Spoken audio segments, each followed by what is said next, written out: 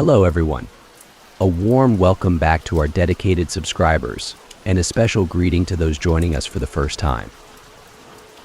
Before we unravel today's eerie tale, share with us in the comments where you're tuning in from. Alright, let's dive into today's unsettling adventure. The paranoid neighbor. When I moved into the duplex, I thought I had finally found a quiet, comfortable place to settle down. The neighborhood was relatively peaceful, and the rent was affordable, which was hard to come by these days. My side of the duplex was modest but cozy, with a small backyard and just enough space to feel at home. It was the perfect place to unwind after long days at work. But soon after I moved in, I realized that my next-door neighbor was anything but peaceful. His name was Greg, and from the moment I met him, something about him felt off. He was a man in his early 40s, with thinning hair and dark circles under his eyes that suggested he hadn't slept well in years. When we first introduced ourselves, he seemed overly eager, almost desperate, to talk. "You just moved in, right?" he asked, standing on my front step. His eyes darted back and forth, never quite settling on my face. "I'm Greg. I live next door." "Yeah, I just moved in," I said, smiling politely. "Nice to meet you." He leaned in slightly, lowering his voice. "Look, just so you know, you're going to want to keep an eye on the other neighbors. They're not what they seem." I blinked, caught off guard by his sudden shift in tone. "What do you mean?" Greg glanced around nervously, as if he was worried someone might overhear us. "There's a lot of shady stuff that goes on around here," he whispered. "People you wouldn't expect. I've been keeping track of it for years. I know things. Just be careful, all right?" I forced a smile, unsure of how to respond. Sure. I'll keep that in mind." Greg nodded seriously, then abruptly turned and walked back to his side of the duplex without another word. I stood there for a moment, watching him go, feeling a mix of confusion and unease. I hadn't been in the neighborhood long enough to notice anything suspicious, and I wasn't sure what Greg was so paranoid about. But over the next few weeks, it became clear that Greg's behavior wasn't just a one-time thing. He was always watching, always on edge. It started with little things. I would come home from work and see Greg standing in his front yard, staring down the street, as if expecting something or someone. He would be out there for hours, just standing still, his eyes fixed on something in the distance. Other times, I would hear him pacing back and forth in his yard, muttering to himself. The first few times I assumed he was just talking on the phone, but after a while I realized he wasn't holding a phone at all. He was just talking sometimes to himself, sometimes to no one in particular. Then, one night, I heard him banging on the wall that separated our duplex. It was around midnight, and I had just gone to bed when the loud thud echoed through my bedroom. I sat up, startled, and listened as the banging continued, followed by Greg's voice yelling something incoherent.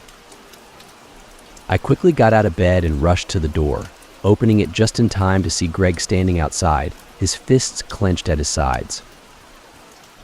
"What the hell are you doing?" I asked, my voice shaky with a mix of confusion and frustration. Greg turned to me, his eyes wide with panic.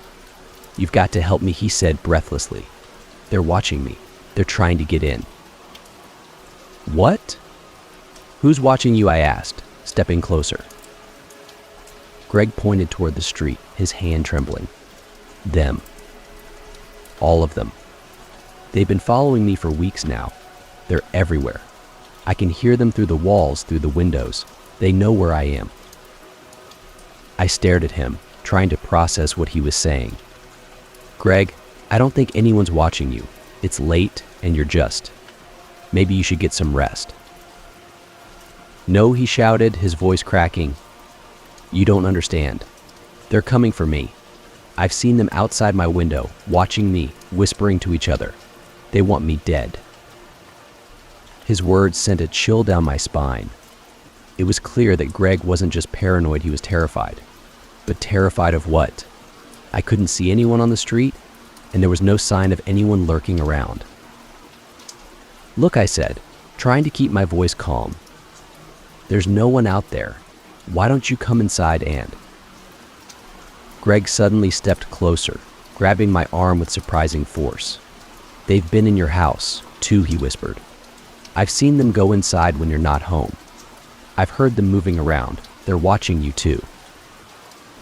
I pulled my arm free, alarmed by how frantic he was.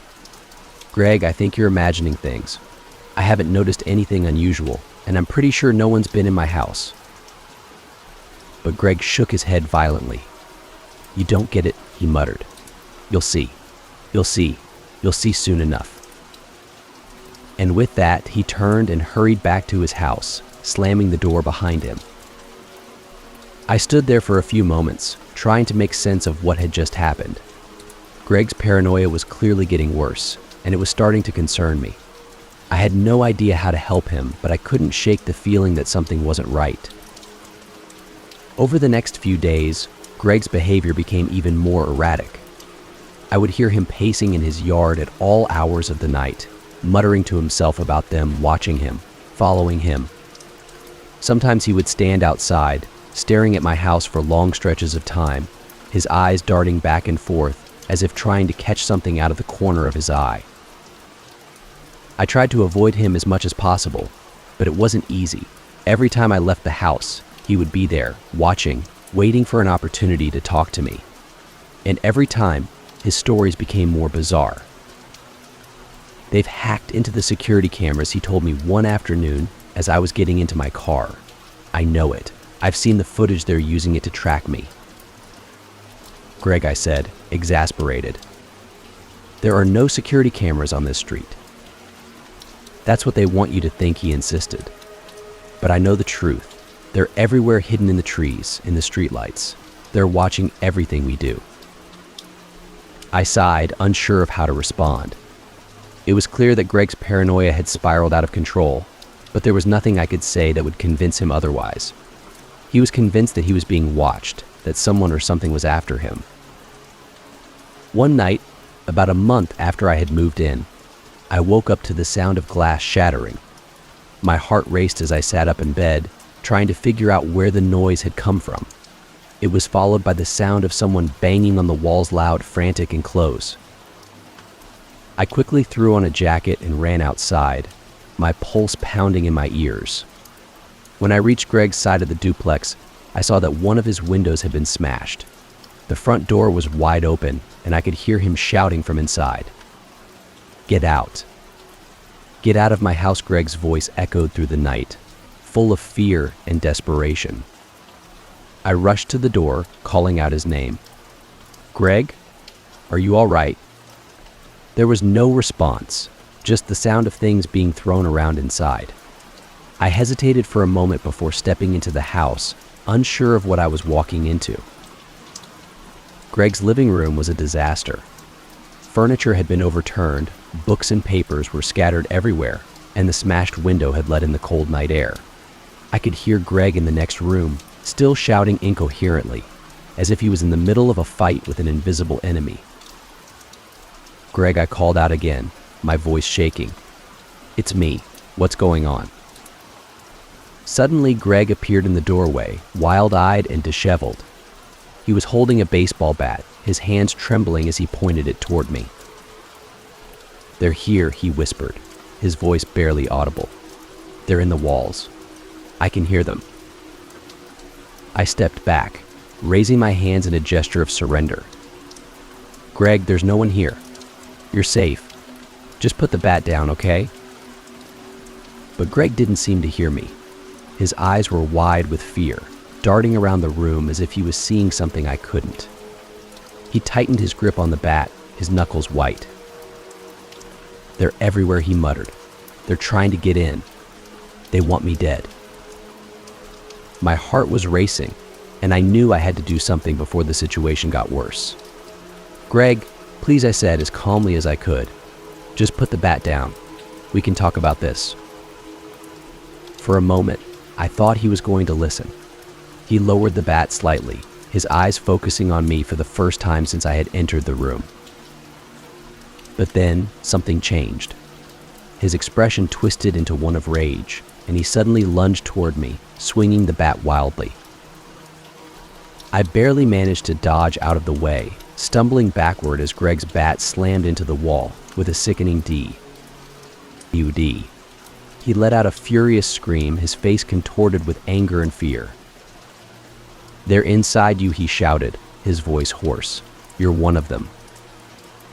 I bolted for the door, adrenaline coursing through my veins. I didn't stop running until I was outside, my heart pounding in my chest. I could still hear Greg's screams from inside the house, but I didn't dare go back in. I grabbed my phone and dialed 911, my hands shaking as I explained the situation to the operator. Within minutes, the police arrived and Greg was taken away in handcuffs, still screaming about them being inside the walls. I didn't see Greg after that night. I found out later that he had been taken to a psychiatric hospital where he was being treated for severe paranoia and delusional disorder. The doctors said that he had been struggling with his mental health for years, but it had finally reached a breaking point. I moved out of the duplex shortly after. I couldn't stay there, not after everything that had happened. Every time I walked past Greg's side of the duplex, I could still hear his frantic voice in my head, screaming about the people watching him, the people who wanted him dead.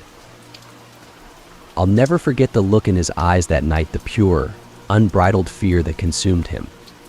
In his mind, he was fighting an invisible enemy, and no one could convince him otherwise. Sometimes late at night, I wonder if Greg still hears the whispers in the walls. If you're enjoying the suspense, do subscribe because your support helps keep this content alive and brings you more thrilling stories like this.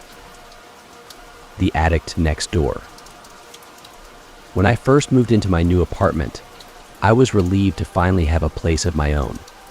It was a small, modest unit in a quiet part of town, with enough space to feel comfortable without being overwhelming. The building was old but well-maintained, and the neighbors seemed friendly enough.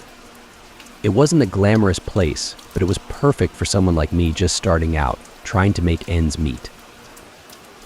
At first, everything seemed normal. I spent the first few weeks settling in, getting to know the area, and adjusting to the rhythm of my new life.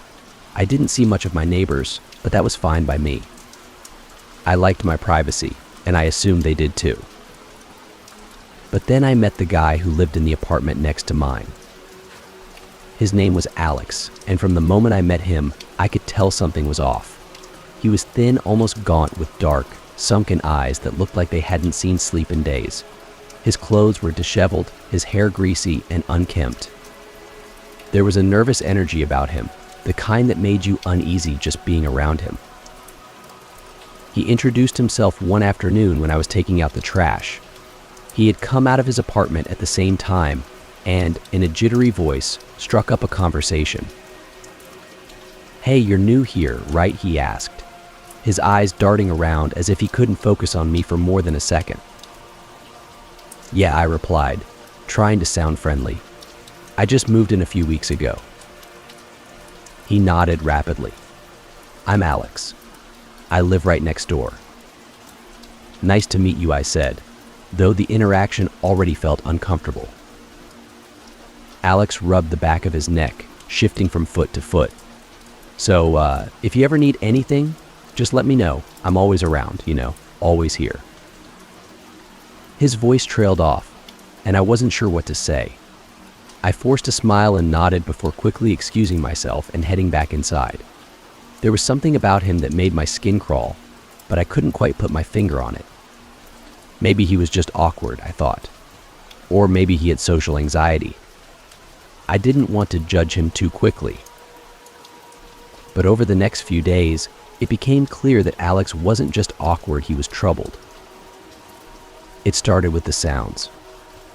Late at night, long after the rest of the building had gone quiet, I would hear strange noises coming from Alex's apartment.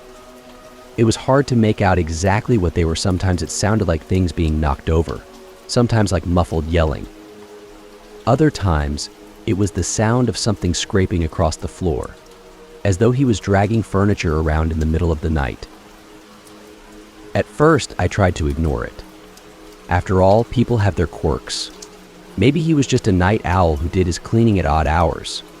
But the noises persisted, and soon, it wasn't just the strange sounds that were keeping me up at night. One evening, as I was coming home from work, I noticed a group of men standing outside Alex's apartment. They were rough-looking tattoos, leather jackets, the whole tough guy persona, and they were pounding on his door, shouting his name. Alex, you owe us, man. Open the damn door. I hesitated at the end of the hall, unsure of what to do. The men looked angry, their voices growing louder and more aggressive with each passing second. I considered going back downstairs, avoiding the situation altogether, but just as I was about to turn around, the door to Alex's apartment creaked open. He stepped out, looking more disheveled than usual, his eyes wide with fear. I don't have it, he stammered, his voice trembling. I just need a little more time. One of the men who seemed to be the leader stepped forward and grabbed Alex by the collar. Time's up, Alex, he growled. You've been stringing us along for weeks. You think we're just going to let you off the hook? I swear, I'll have it by the end of the week, Alex pleaded, his hands shaking. Just a few more days, please. The man shoved him against the wall, sneering. You've got until Friday.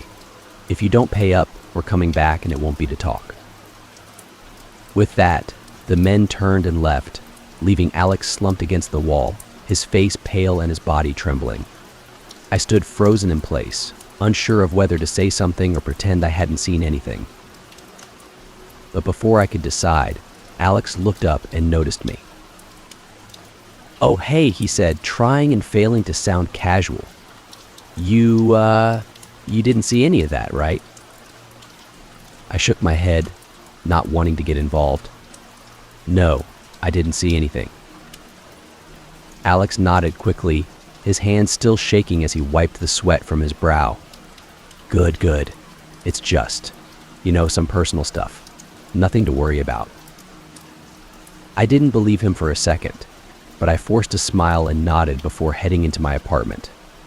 As soon as the door closed behind me, I let out a shaky breath.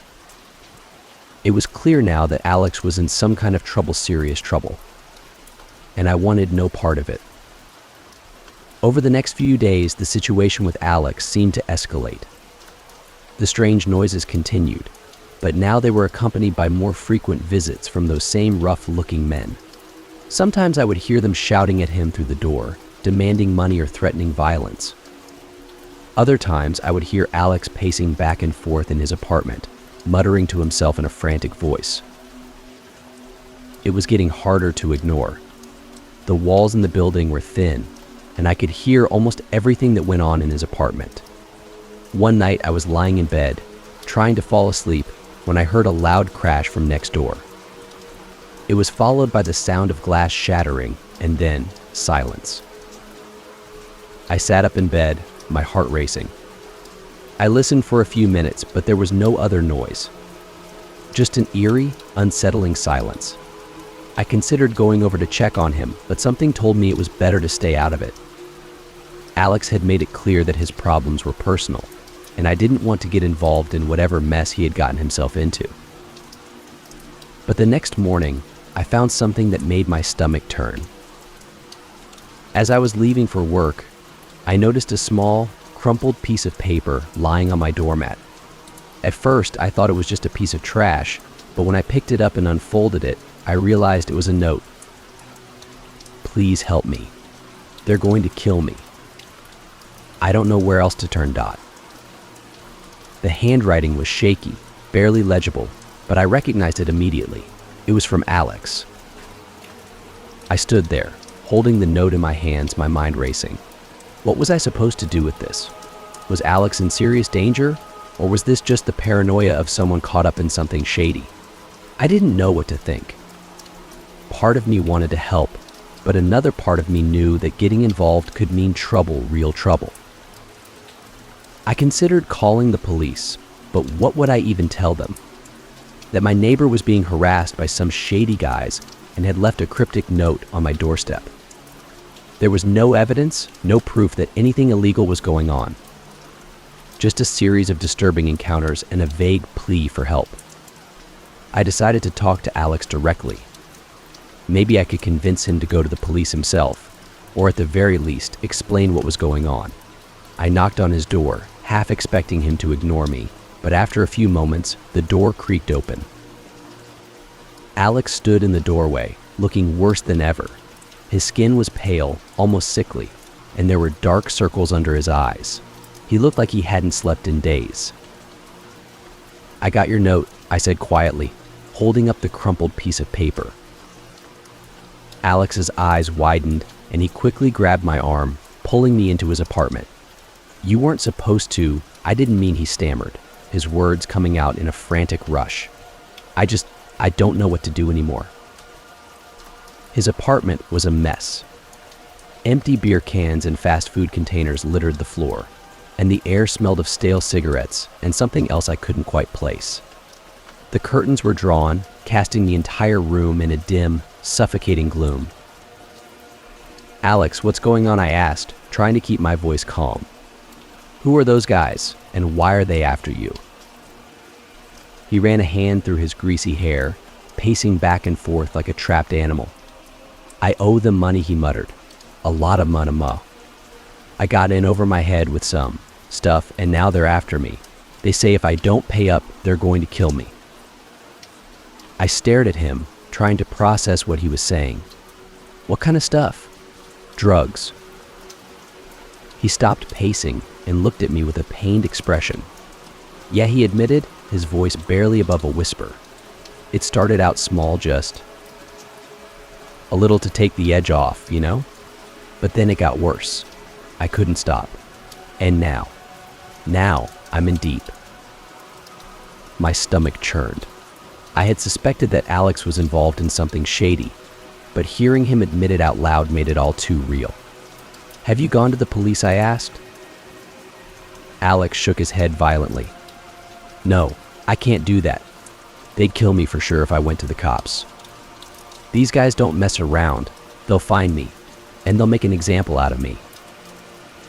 I took a deep breath, feeling a mix of frustration and sympathy.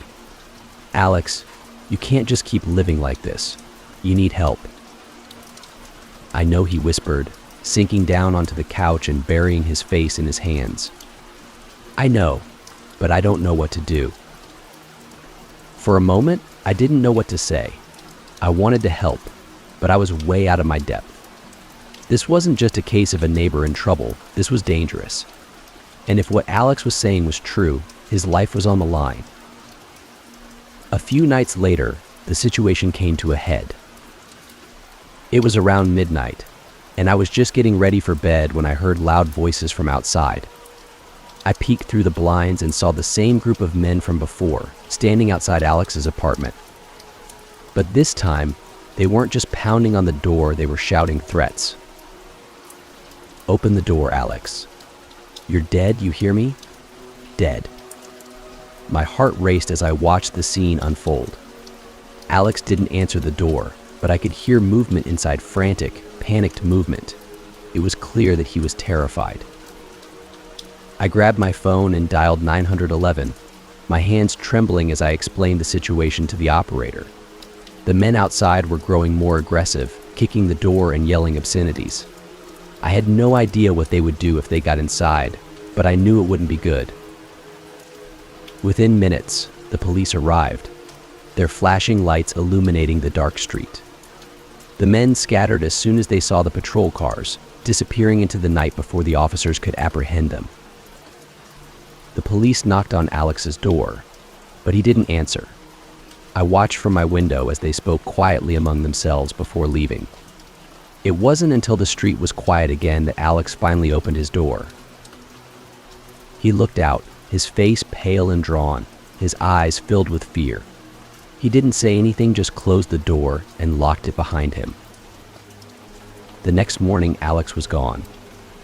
His apartment was empty, cleared out as if he had never lived there at all. No one knew where he had gone, but I had a sinking feeling that he had fled to escape the men who were after him. I never saw him again. To this day, I don't know what happened to Alex. Maybe he managed to disappear, to start over somewhere far away from the trouble that had consumed him. Or maybe the men finally caught up with him. I try not to think about it too much, but every once in a while I'll catch myself wondering if he's still out there, hiding, running, scared for his life. One thing's for sure, I'll never forget the look in his eyes the last time I saw him, the look of someone who knew that, no matter what he did, he was living on borrowed time. The couple with the perfect life. When I moved into my new apartment building, I was eager to start fresh. It wasn't the fanciest place, but it had a nice atmosphere, and the people seemed friendly enough. The building was in a quiet part of town, nestled between tree-lined streets, and within walking distance of a small park. It was the kind of place where everyone waved at each other in passing, but didn't pry too much into each other's lives. From the moment I moved in, though, there was one couple who stood out from the rest, Ben and Clara. They lived directly across the hall from me, and they were, by all appearances, the perfect couple. Ben was tall, handsome, and always immaculately dressed.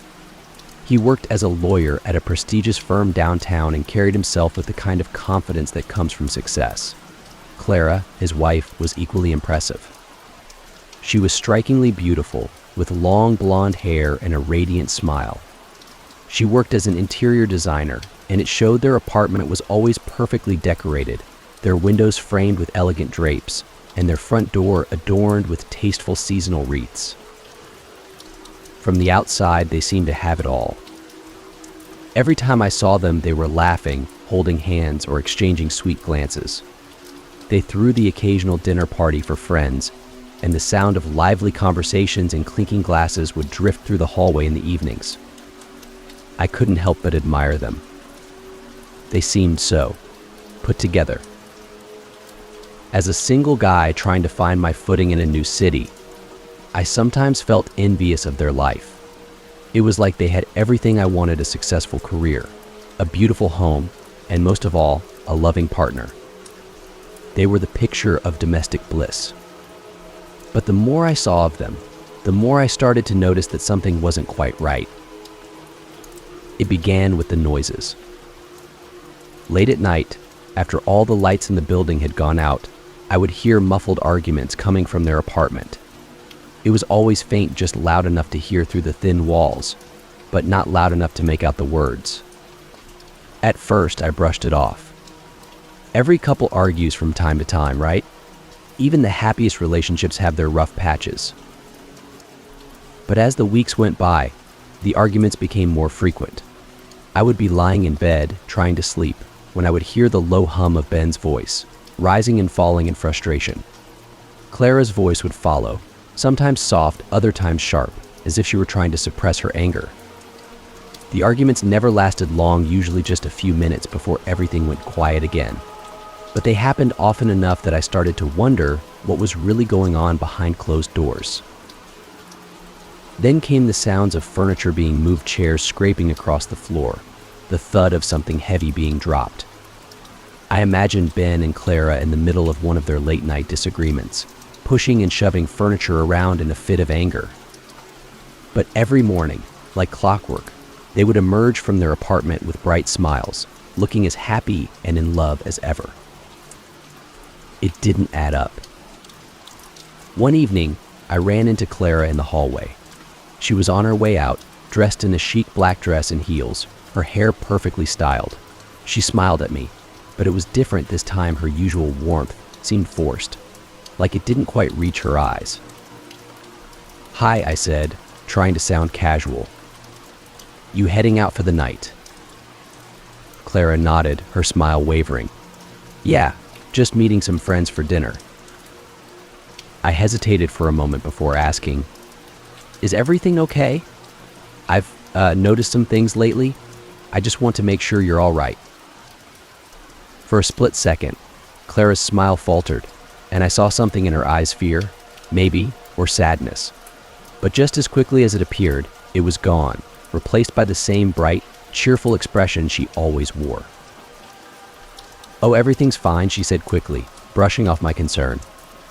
Ben and I are just a little stressed with work. You know how it is." I nodded, but I wasn't convinced. There was something she wasn't telling me. I could feel it. As she turned to leave, I watched her go, feeling a strange sense of unease settle in the pit of my stomach.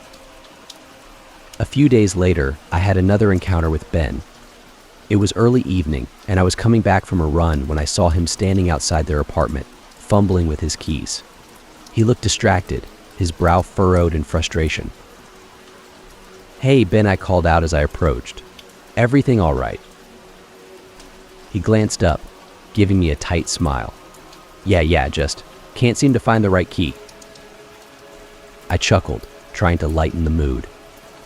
It happens to the best of us. He nodded, but there was something off about him. His usual confident demeanor was gone, replaced by an edginess I hadn't seen before. His hand trembled slightly as he finally unlocked the door, and I noticed the dark circles under his eyes like he hadn't been sleeping well. "Long day at work?" I asked, hoping to make conversation. Ben shrugged, rubbing the back of his neck. "Yeah, you could say that. Things have been stressful lately."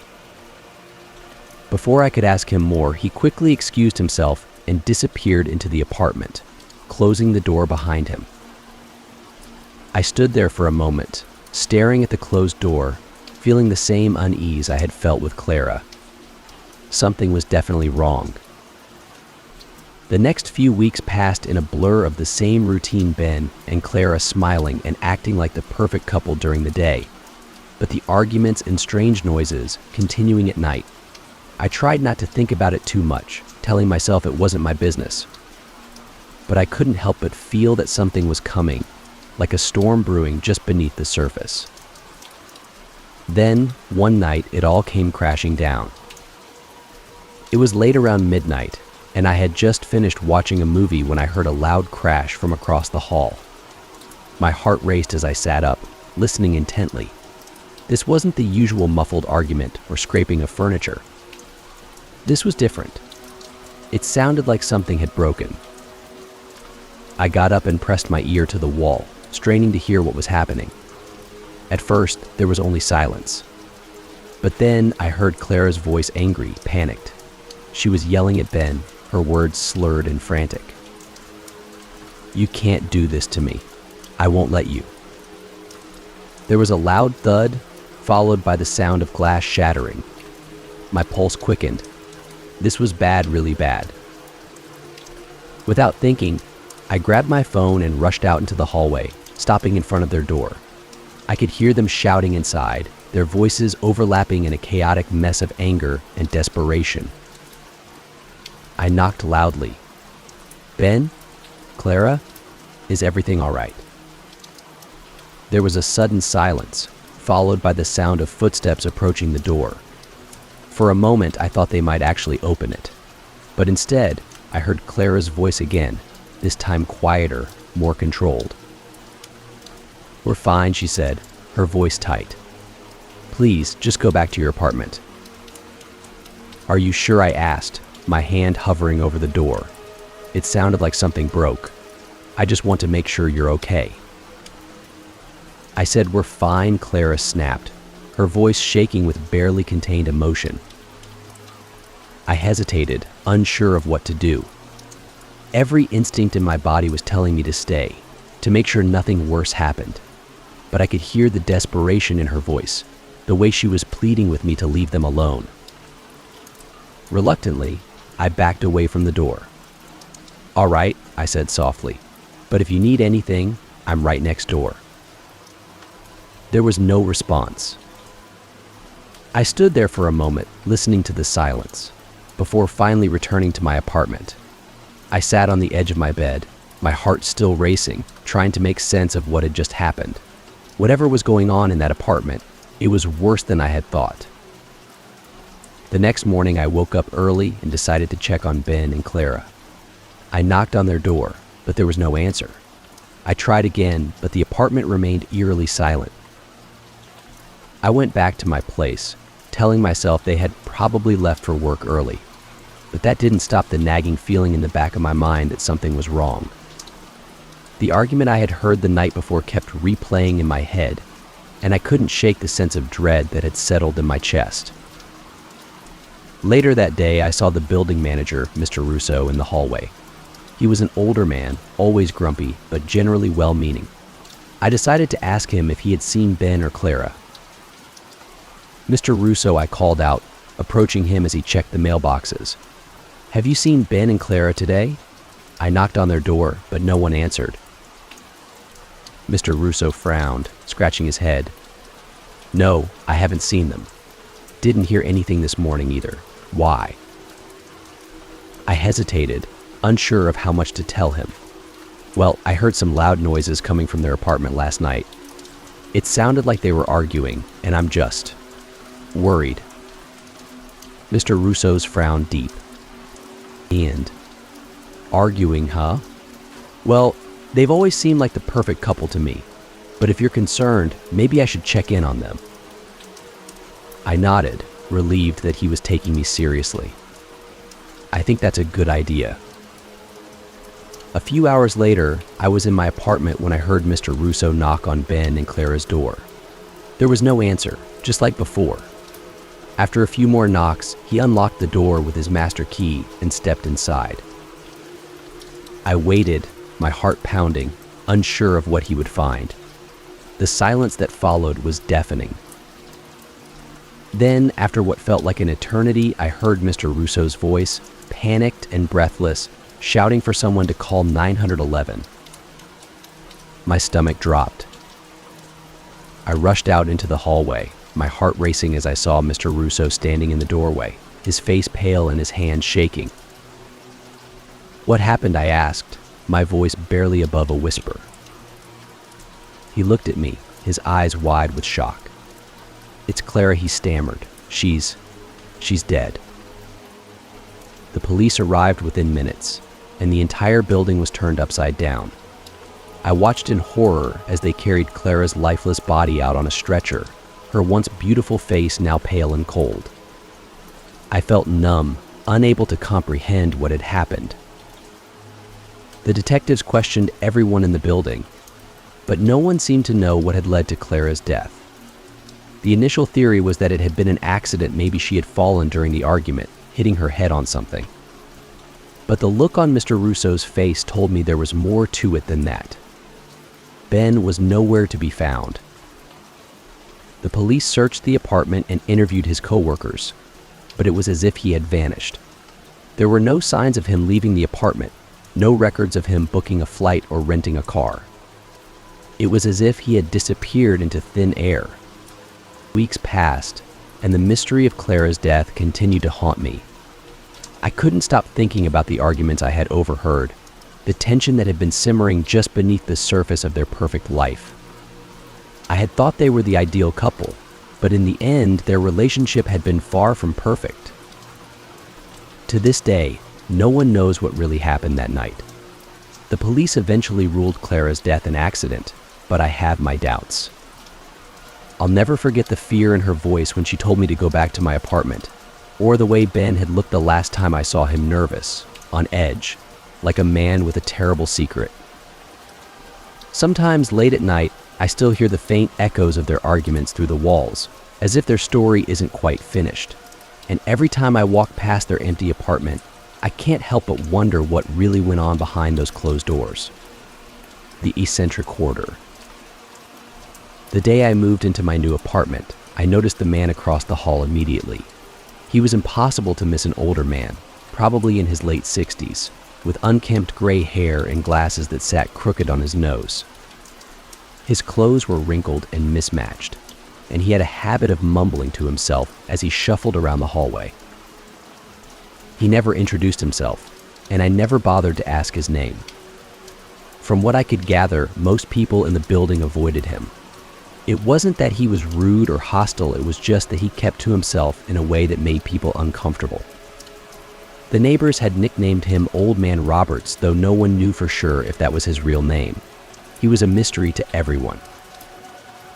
The only thing I knew for certain was that he was a hoarder. From the moment I moved in, it was obvious that something was strange about Robert's apartment. The few times I saw the door open, even just a crack, I caught glimpses of cluttered piles of old newspapers, boxes stacked to the ceiling, and random junk scattered everywhere. The smell was overwhelming, a mix of stale air, dust, and something else I couldn't quite place. It was like the apartment hadn't been cleaned in years. But the worst part was the noise. At all hours of the day and night, I would hear him moving around in his apartment. Sometimes it was the sound of things being dragged across the floor. Other times it was the constant rustling of papers or the dull thud of objects being shifted. There were times when the noises were so loud that I could hear them even with my TV on. It was like living next to a perpetual construction site. At first, I tried to ignore it. After all, I had just moved in and I didn't want to cause any trouble with the neighbors. But the more I heard, the harder it became to tune out. Every night, as I lay in bed, I would hear Robert shuffling around, moving things from one place to another. It never seemed to stop. One evening, I ran into Mrs. Johnson, an older woman who lived in the apartment next to mine. She had lived in the building for over 30 years and seemed to know everything about everyone. She was the closest thing to a building historian we had. "Have you met Old Man Roberts yet?" she asked me one afternoon as we crossed paths in the hallway. "I've seen him around," I replied, trying to sound casual. "He seems interesting." Mrs. Johnson chuckled, shaking her head. Interesting is one word for it. The man's a hoarder, has been for years. I've never seen the inside of his apartment, but I've heard stories. People say it's filled to the brim with junk newspapers, old furniture, you name it. The smell alone is enough to make you gag. I nodded, thinking back to the times I had caught a glimpse of the mess inside. Yeah, I've noticed the smell. It's pretty bad. Mrs. Johnson sighed. I've complained to the building manager about it more times than I can count, but they won't do anything. Say it's his right to live how he wants, as long as he's not hurting anyone. But I'm telling you, one day that place is going to collapse in on itself, and we're all going to be in trouble. I wasn't sure what to say, so I just nodded again. The thought of all that junk, stacked so high and packed so tightly, made me uneasy. But what could I do? It wasn't my place to interfere with how someone else lived, no matter how strange it seemed. Still, the more I thought about it, the more the idea of living next to a hoarder began to bother me. What if there was a fire? What if all that clutter was a safety hazard, not just for him, but for everyone in the building? A few weeks passed, and I tried my best to ignore the noise and the strange smells coming from Robert's apartment. But one night, something happened that I couldn't ignore. It was around midnight, and I had just fallen asleep when I was jolted awake by a loud crash from across the hall. My heart raced as I sat up in bed, listening intently. For a moment, everything was silent. Then I heard a muffled groan, low, weak, and full of pain. I jumped out of bed and rushed to the door, pulling it open just in time to see Old Man Robert's door slightly ajar. The crash must have been from inside his apartment, and the groan. That had definitely come from him. "Mr. Roberts," I called out, my voice shaky. "Are you all right?" There was no answer, just another low groan. I stood there, torn between wanting to help and feeling uneasy about entering his apartment. But the sound of his voice, so weak, so vulnerable, made my decision for me. I pushed the door open wider and stepped inside. The first thing that hit me was the smell. It was far worse than anything I had experienced before, like rotting garbage mixed with mildew and stale air. I had to cover my nose to keep from gagging as I looked around. The apartment was worse than I had imagined. Every inch of the floor was covered in junk, old newspapers, magazines, empty food containers, broken furniture, and boxes piled so high that they nearly touched the ceiling. There was barely any room to walk, just narrow pathways carved through the mess. And then I saw him. Roberts was lying on the floor, half buried under a pile of boxes that had fallen on top of him. His face was pale, his breathing labored, and there was a gash on his forehead, or one of the boxes must have hit him. "Mr. Roberts," I rushed over, carefully moving the boxes off him. "Are you okay? Can you hear me?" He groaned again, his eyes fluttering open for a moment before closing again. He was conscious, but barely. I fumbled for my phone and dialed 911, trying to keep calm as I explained the situation to the operator. Within minutes, the paramedics arrived, and I helped them navigate through the maze of clutter to reach Roberts. They managed to get him onto a stretcher and out of the apartment, but as they wheeled him out, I couldn't shake the feeling that I had just witnessed the beginning of the end for him. The apartment was unlivable. No one could survive in a place like that for long. After Roberts was taken to the hospital, I spoke with the paramedics, who told me that he had likely been trapped under the boxes for hours. He was dehydrated, weak, and suffering from a possible concussion. They weren't sure if he'd make a full recovery, but they promised to keep me updated. As I stood there in the hallway, staring at the now empty apartment, I couldn't help but feel a pang of guilt. I had lived next to Roberts for months, hearing the constant noise, smelling the decay, and yet I had done nothing. I had assumed that his hoarding was just a quirk, something to be annoyed by but ultimately ignored. But now, I realized it was more than that. Roberts wasn't just a hoarder, he was a man who had lost control of his life, trapped in a prison of his own making, and I had turned a blind eye to it. In the days that followed, I learned more about Robert's past. Mrs. Johnson told me that he had once been a successful businessman, but after his wife passed away, he had spiraled into depression. The hoarding had started slowly at first, just a few boxes here and there. But over the years, it had grown worse, until his entire apartment was consumed by junk. He never let anyone in, Mrs. Johnson said sadly. He always kept to himself, and after a while, people just stopped asking. It's like he built a wall around himself, and the junk was his way of keeping the world out. I thought about the night I had found him, buried under the weight of his own possessions, and I couldn't help but feel sorry for him. He had been trapped in more ways than one, and no one, not even his neighbors, had noticed. A week after the incident, I received word from the hospital that Roberts had survived, but his condition was fragile. The building manager had arranged for his apartment to be cleaned out, and the city had sent a team of professionals to deal with the hoarding. It took days to clear out the mess, and even then, the apartment was still in a state of disrepair. Roberts never returned to the apartment. He was placed in an assisted living facility where he could be monitored and cared for. I visited him once, but he didn't seem to recognize me. His mind had deteriorated, and the man who had once lived across the hall was gone. As I left the facility, I couldn't help but feel a deep sense of sadness. Roberts had been a man who had lost everything: his wife, his career, and eventually his mind. His hoarding had been a symptom of a deeper pain, a way of coping with the grief that had consumed him. I often think about him, especially when I hear the faint sounds of shuffling and rustling in the quiet of the night. It reminds me of the time I spent living next to a man who had become a prisoner of his own possessions, and how easy it is to overlook the silent struggles of those around us. Our first story takes us to a small, unassuming town on the Kansas-Missouri border, where an abandoned house has stood untouched for over 2 decades. This house, with its faded pink exterior and decaying structure, has a history that has kept the townsfolk at a distance. No one dares to go near it, and for good reason. The house has a dark past, a past filled with tragedy and death that continues to haunt it to this day.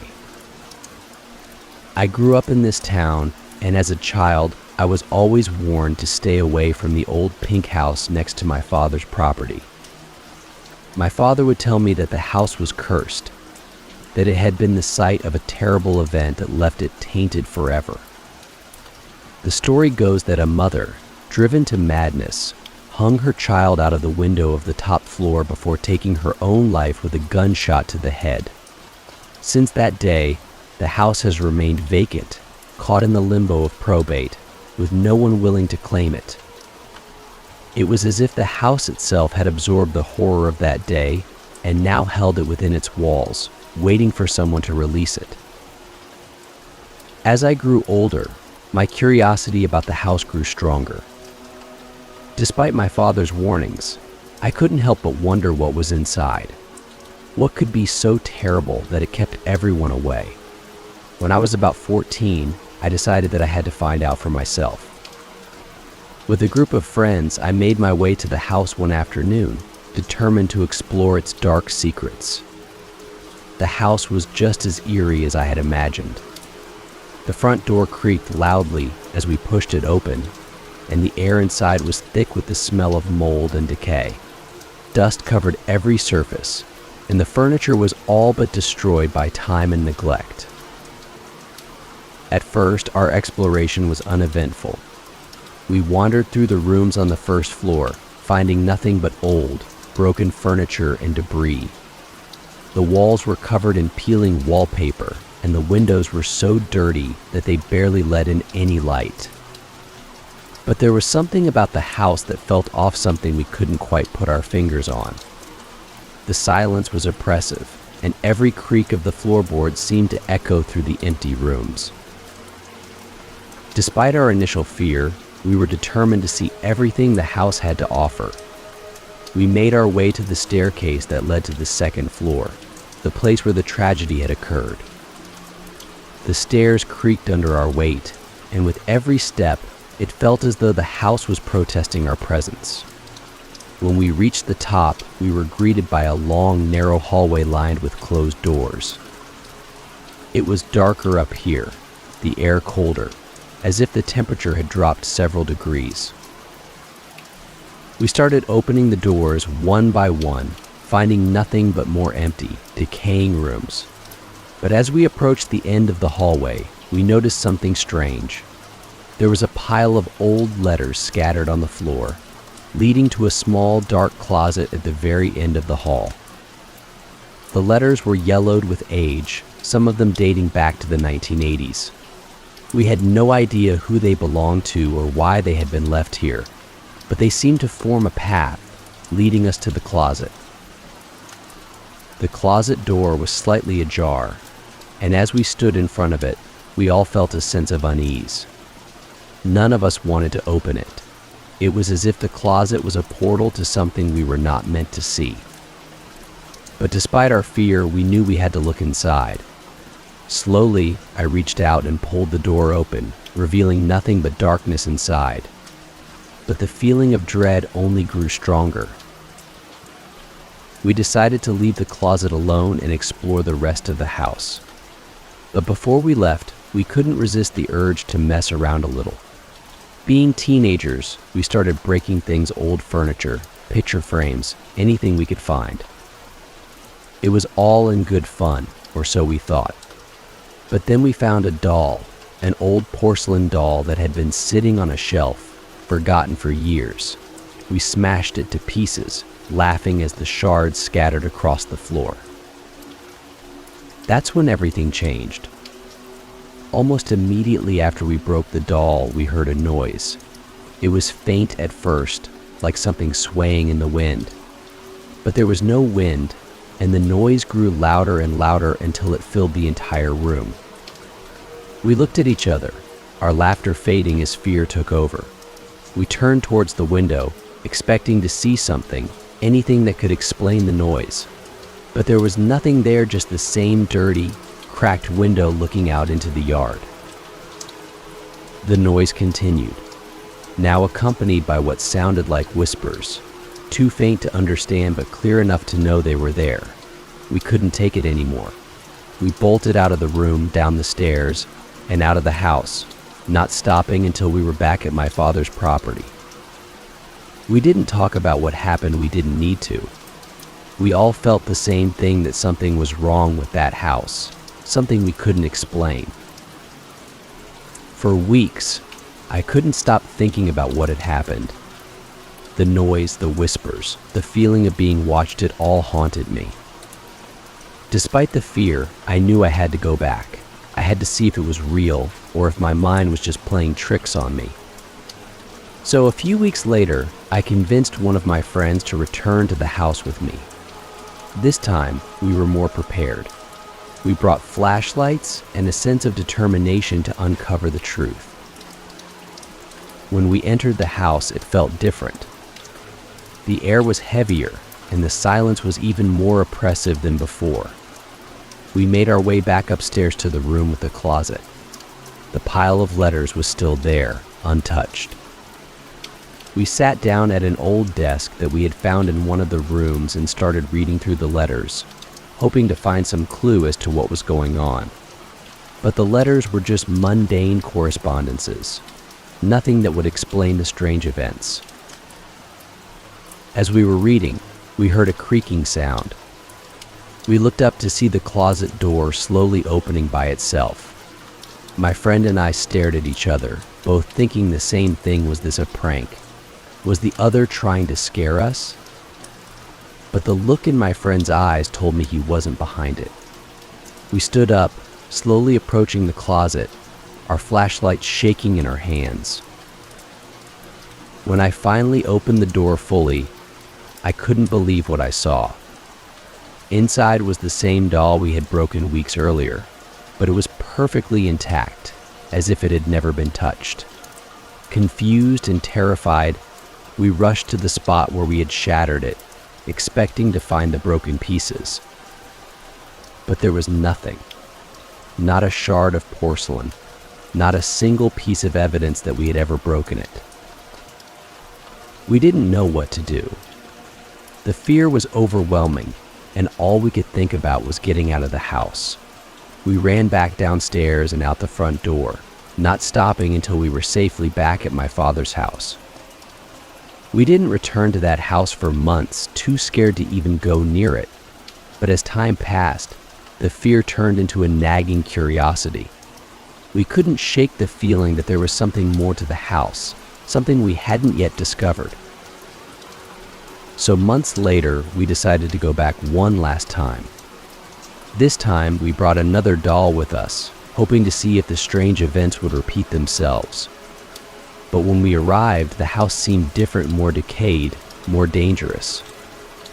The roof had partially collapsed, leaving parts of the second floor exposed to the elements. The closet door, which had once held such terror for us, was now stuck open, the roof collapse having jammed it in place. Despite the damage, we decided to go upstairs again. We turned on our flashlights and played a quick game of rock, paper, scissors to see who would have to go inside the closet. I lost. As I got down on my hands and knees to crawl in, I heard a voice. It was faint, almost like a whisper, but I could make out the words. It sounded like a child, asking if I wanted to play hide and seek. But the voice was distorted, mumbled, and sent chills down my spine. I froze. My friend called out to me, asking what was wrong, but I couldn't speak. All I could do was stare into the dark corners of the closet, waiting for something to happen. After what felt like an eternity, I backed out of the closet, and we both ran out of the house, not daring to look back. That was the last time we ever set foot in that house. I'm 20 years old now, and the memory of that day still haunts me. I've seen many things in my life, but nothing has ever scared me as much as that house and the things we experienced there. The haunting experience in the old pink house left a deep impression on me, but it was far from the only encounter I had with the supernatural. As I grew older, I began to hear more and more stories from people in my town, each one more chilling than the last. The stories often involved old, forgotten houses, places where history had left its mark in the most terrifying ways possible. One such story involved a historic brick home that sat on a hill overlooking the Mississippi River. The house was a relic of the past, built in the 1800s, and had seen generations come and go.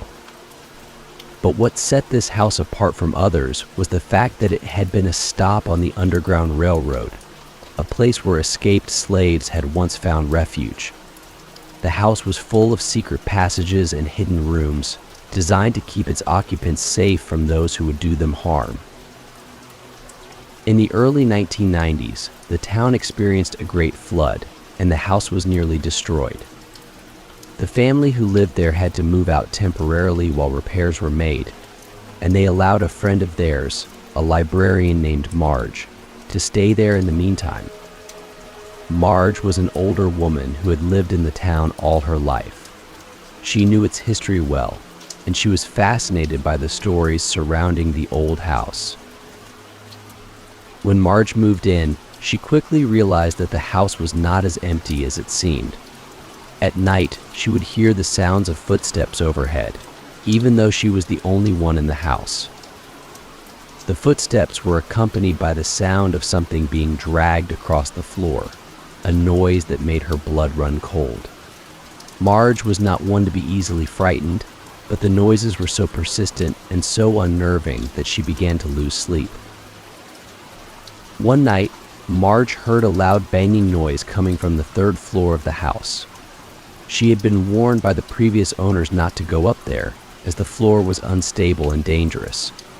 But the noise was so loud and so alarming that she felt she had no choice. She grabbed a flashlight and made her way up the creaking stairs, her heart pounding in her chest. When she reached the top of the stairs, she was met with darkness and silence.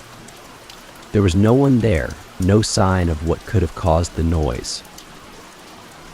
As she stood there, trying to calm herself, she noticed something strange.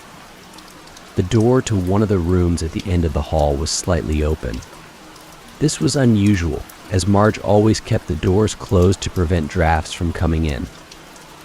She approached the door cautiously, her hand trembling as she reached for the doorknob. When she pushed the door open, she was met with a sight that she would never forget. Inside the room, the floor was covered in dust, undisturbed for years. But in the center of the room, there were fresh footprints, small, child-sized footprints that led from the door to the window. The window was closed, but as Marge stood there, staring in disbelief, it slowly began to open on its own. The cold night air rushed in, and with it came the unmistakable sound of a child's laughter, faint and distant, as if coming from another time. Marge backed out of the room, terrified by what she had seen. She fled down the stairs and out of the house, not stopping until she reached the safety of her car. She never returned to the house after that night, and when the original owners moved back in, she warned them about what she had experienced. But they were skeptical, dismissing her story as the product of an overactive imagination. However, it wasn't long before they too began to notice strange things happening in the house. Objects would move on their own, doors would open and close without explanation, and the sounds of footsteps could be heard late at night. The family tried to ignore these occurrences, but as time went on, they became impossible to dismiss. The final straw came one night when the youngest child in the family, a little girl named Emily, woke up screaming in the middle of the night. Her parents rushed to her room to find her standing in the corner, pointing at the window. She was too terrified to speak, but when they looked outside, they saw nothing. The next morning, Emily told them that she had seen a little boy outside her window, staring at her with empty eyes. She described to him in detail the old-fashioned clothes he was wearing, the way his hair was slicked back, and the hollow look on his face. Her parents were horrified, as Emily's description matched that of a boy who had lived in the house over a century ago, a boy who had died tragically while trying to escape to freedom. The family couldn't take it anymore. They moved out of the house shortly after, leaving it abandoned once again. The house still stands on the hill, a silent witness to the horrors that took place within its walls. Those who pass by it at night say they can still hear the faint sound of a child's laughter, carried on the wind, and see the figure of a small boy standing at the window, waiting for someone to come and play with him. Another story that has stuck with me over the years involves a renovation project in St. Louis.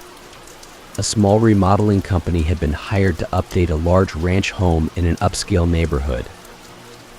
The house was typical of the area: 3 bedrooms, 2 baths, a living room with a fireplace, and a partially finished basement.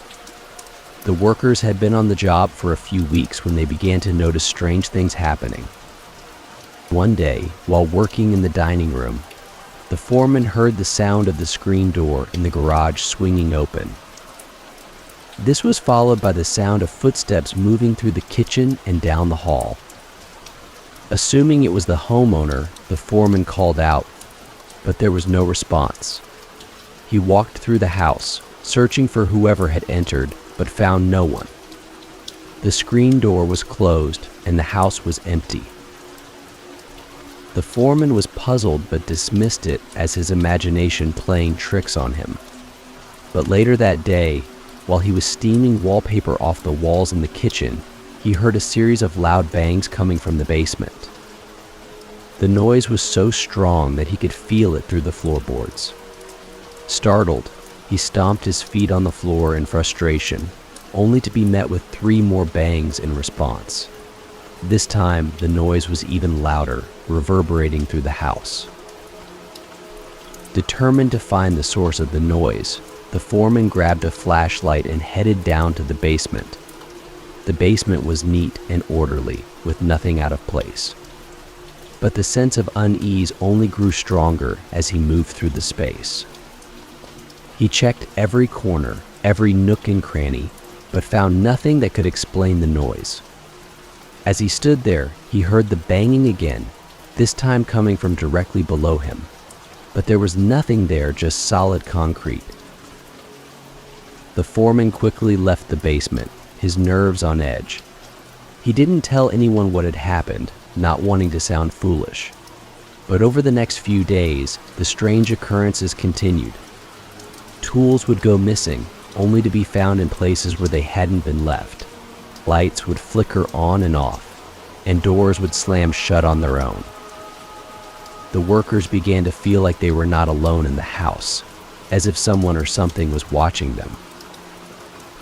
The final incident occurred when the foreman was working late one night, finishing up some last-minute tasks.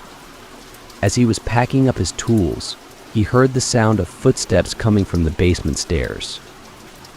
At first, he thought it was one of the other workers, but when he called out, there was no response.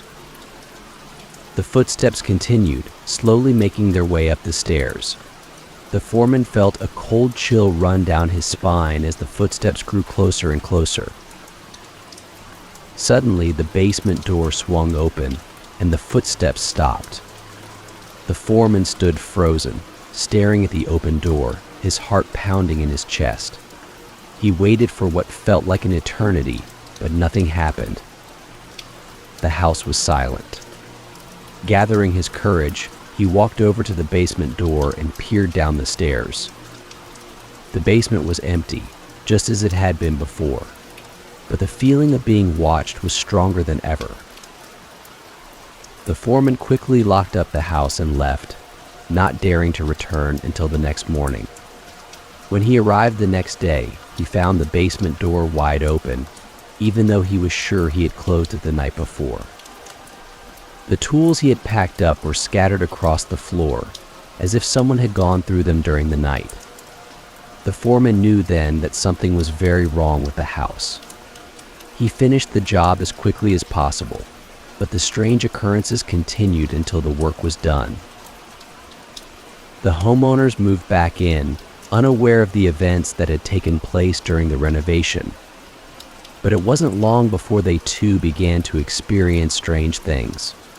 Lights would flicker, doors would open and close on their own, and the sound of footsteps could be heard late at night. The homeowners tried to brush it off, but the incidents became more frequent and more intense. Eventually, they moved out, leaving the house to be sold once again. The house still stands in St. Louis, a beautiful home with a dark secret. Those who have lived there since have all reported similar experiences, each one more terrifying than the last. It seems that whatever haunts the house is not ready to let go, continuing to make its presence known to anyone who dares to enter. The stories of haunted houses have always fascinated me, especially those based on real events. There's something deeply unsettling about a place that holds onto the energy of the past, where the walls seem to remember the tragedies that unfolded within them. These are not just stories, they are echoes of the lives that once filled these homes, echoes that refuse to fade away. One of the most disturbing stories I've ever heard came from a friend of mine who grew up in a small town in Missouri. His house was over 100 years old, built on land that had seen more than its share of sorrow. The house itself was a grand, sprawling structure with high ceilings and wide, wooden staircases that creaked underfoot. But despite its beauty, there was always a sense of something lurking just out of sight, something that didn't belong. My friend's family treated the strange occurrences in their house as if they were completely normal. They had grown used to the unexplained noises, the objects that would move on their own, and the cold spots that would appear out of nowhere.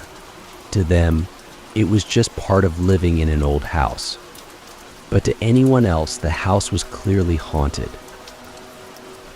One of the most common occurrences was the sound of footsteps. The footsteps would echo through the halls late at night, moving up and down the stairs, pacing back and forth, as if someone was searching for something. The footsteps were so clear and distinct that my friend's family would often go to check, expecting to find someone there. But the halls were always empty, the rooms silent, except for the fading echoes of the footsteps.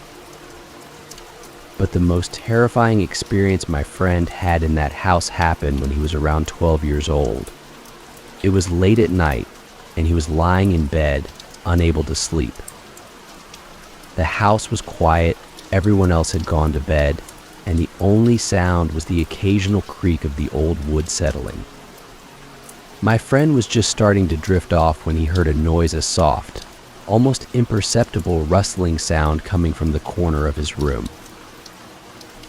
At first, he thought it was just his imagination, a trick of the mind in the dark. But the sound persisted, growing louder and more distinct.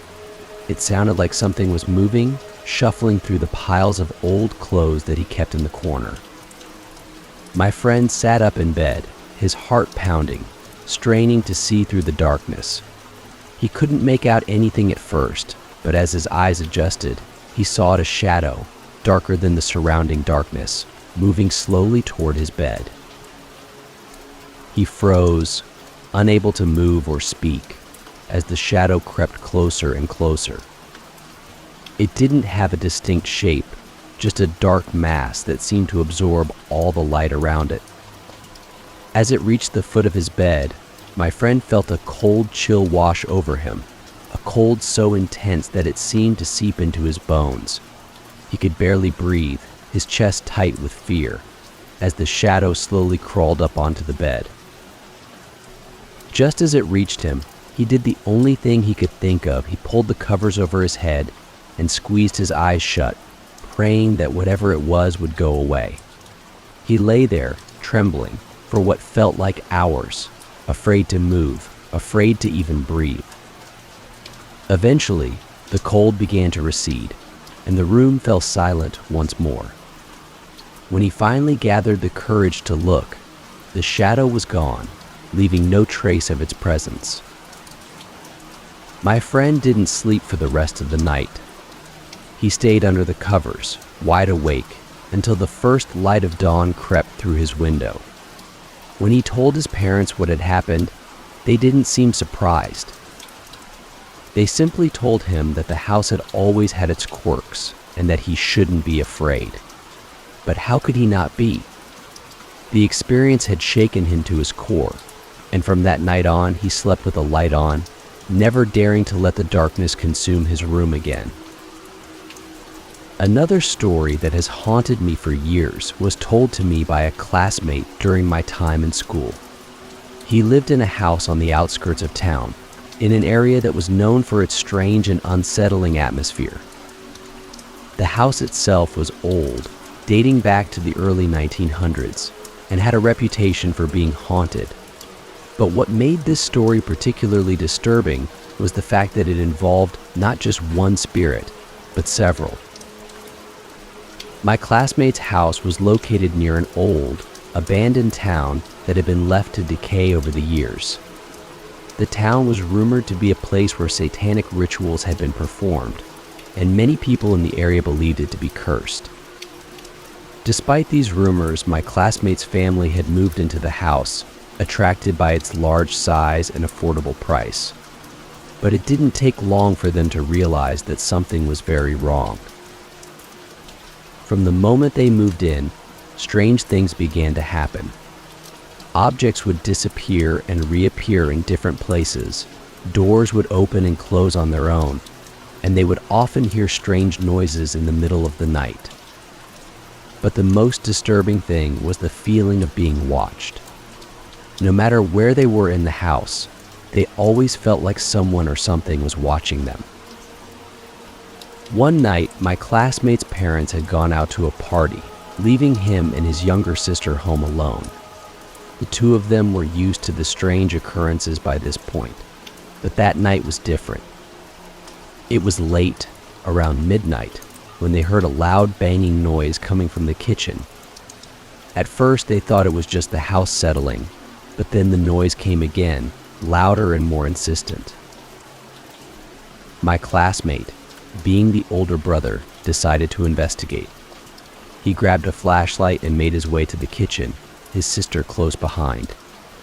As they approached the kitchen door, the banging stopped, replaced by the sound of footsteps running through the house.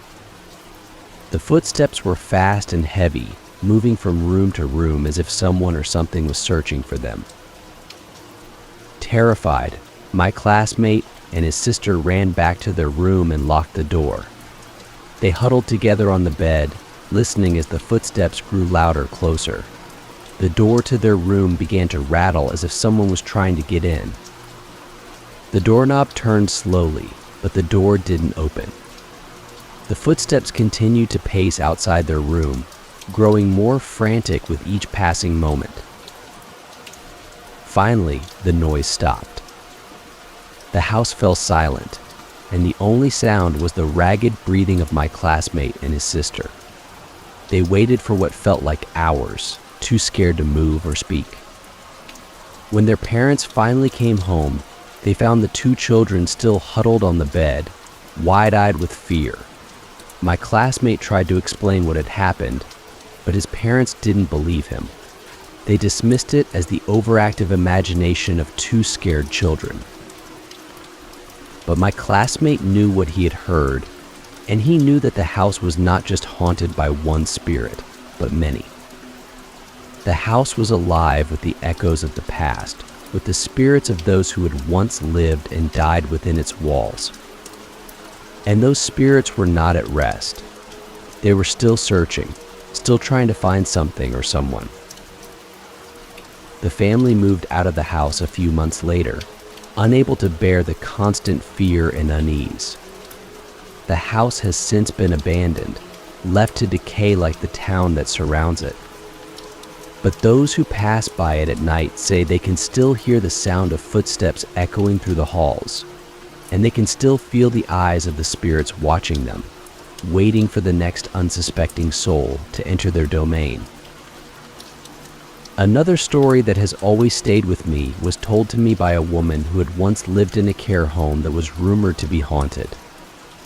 The care home was an old, sprawling building located on the outskirts of Leeds, England. It had once been a grand estate, but over the years it had fallen into disrepair and had been converted into a care home for the elderly. The woman, who we'll call Sarah, had worked at the care home for several years before it was shut down and sold. During her time there, she had heard many stories from the residents about strange occurrences, doors opening and closing on their own, objects moving without explanation, and cold spots that would appear in certain rooms. But Sarah had always dismissed these stories as the imaginings of the elderly. That is, until the night she decided to stay at the care home after it had been shut down. The residents had all been moved to different facilities, and the staff had been laid off. Sarah and a few of her colleagues were tasked with cleaning out the building and preparing it for sale. They decided to spend the night there, as it was too late to go home, and they didn't want to leave the building unattended. The care home was eerily quiet that night, the usual hustle and bustle replaced by an unsettling silence. As they went about their tasks, Sarah couldn't shake the feeling that something was watching her. The feeling grew stronger as the night went on, and by the time they were ready to go to bed, she was thoroughly spooked. Sarah decided to sleep in one of the empty rooms close to her colleagues. She didn't want to be alone in the dark, not after everything she had heard. As she lay in bed, trying to fall asleep, she heard a soft, rhythmic breathing sound coming from the corner of the room. At first, she thought it was one of her colleagues, but when she looked around, she realized she was alone. The breathing grew louder, more insistent, as if something was standing right next to her bed. Sarah's heart raced as she tried to rationalize the noise, but there was no logical explanation. She could feel the breath on her face, cold and damp, and the sound of the breathing was so close that it was as if someone was standing right over her. Suddenly, the room was filled with a blood-curdling scream. It was so loud and so terrifying that Sarah bolted upright in bed, her heart pounding in her chest. She looked around, but there was no one there, no sign of what could have made the noise.